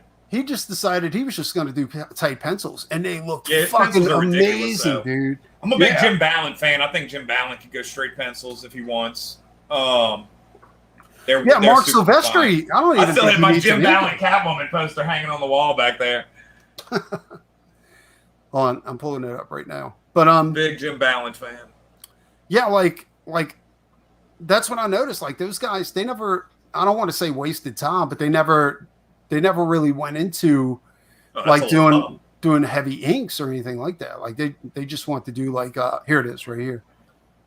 Okay, let's see here. We should. Yeah, I still want to ink and I don't want to lose. I've seen that image. Oh, dude, I thought you colored that. No, That was Oliver him? colored it. Yeah, Oliver's a beast, dude. That was one of my favorite colors. Dude, I know. I remember that image, dude. You killed it. Yeah. When we did, he killed it. Yeah, both of y'all did. No, Well, that's what I'm saying. Like, that came out fucking fantastic. I thought the pencils That's looked great. really nice and tight, but when Oliver, and I I always know the image. suspected, I have it on my computer. yeah, I always suspected that once you put color into it, like it could work, but Oliver made it work, Oh wait, I gotta get rid of these dogs. There, it's it. I'm gonna shoot them. I do remember that. I used it for we did a thing at Showcase, and we used it, or I used it when I did like the little pinup or whatever.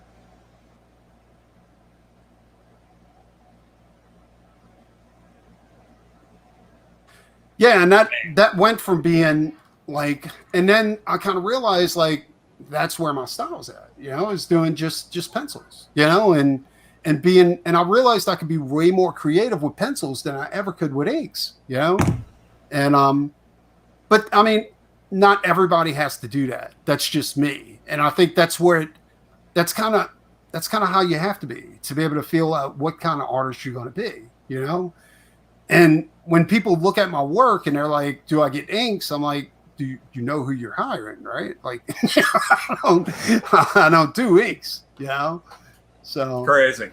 yeah. I mean, dude, I had an art teacher back in the day, bruh, and she said you can't break the rules until you know them.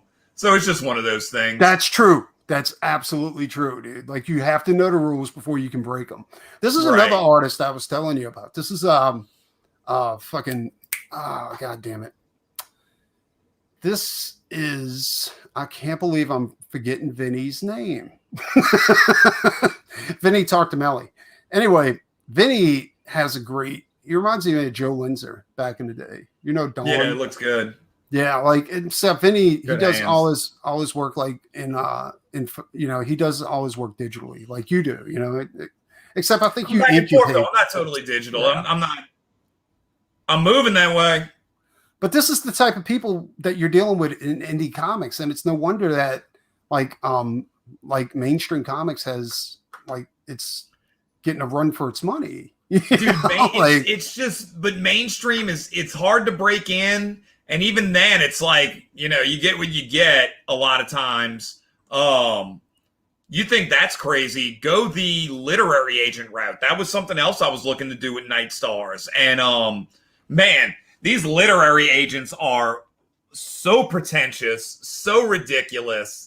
That's one thing. That's another world. That makes comics look like a joke, dude. My editors are like nice people. They're like cool dudes. Well, that's one thing that you realize too, is that like now that everybody realizes is that you don't need Diamond. You don't need them anymore. They're dinosaurs, bro. You can go straight to the customer. Like, there's no It's point over. in having a It's literary over. agent or having, and it's like even with music, dude. Like bands, it used to be like music companies like reps. They would only take from their CD money, like the band's CD money. They would never touch their live performance money, right? I thought Now that's where they made all their money. Yeah. no, that's where a band made their money. Correct. Yeah, the fucking record companies would make all their money from the CDs. Like the band literally got like maybe $1 if they were lucky from the CD sales, you know. And you remember, like we used to pay like $20 a CD, you know, like it was crazy. But now, because bands can actually, they could just fucking put their music online, become superstars. You know what I'm saying? Like it's freedom, dude. It's awesome. But now those record companies want a piece of their live performance. You know, they want the concert money. Now, why are they with a record company at all then? You know what I mean? Like exactly. Why do any of that? Just get a booking agent. You're good. You know? I'm hoping that this is a blessing in disguise, and that all the times I got turned down with Night Stars by literary agents, by publishers, by whatever, is just so I was hopefully be able to keep it, you know? Yeah, and here's another thing too. Picasso was like amazing. I had heard that. You're like, this has a strong 80s vibe. And I think you would get along really well with Phil and his brother, because they put out, and what I'm talking about is Zaid Comics. Like once you get on their show, okay. Because their book, Magic Cop, has a strong 80s vibe. Oh, dude, I was looking at Magic Cop the other day when we were looking at Indiegogo. Bro, I want to be on their show because I loved it. Every time we were going through Indiegogo, I'm like, look how much this is making. Look how much this is making. Yeah. And I was like, there's my boy Magic Cop. There's my boy Magic Cop. No, I love that shit with the leprechaun. Yeah, that's what I'm saying. Like, and they, I mean, know it feels like a mystical Miami Vice is what it feels. Tell them I want to do a pinup for them, dude, if I can get on the show. Just because I like Magic Cop. Yeah, no, they'll have you on the show, dude. Okay. Well, tell them I'll do it anyway because I like the book. Yeah. Like I'm saying, strut your stuff, dude. If you look at all the perks, it's all like 80s references. It's all like Back to the Future references and shit. Yeah. Out of Time bundle, you know what I mean?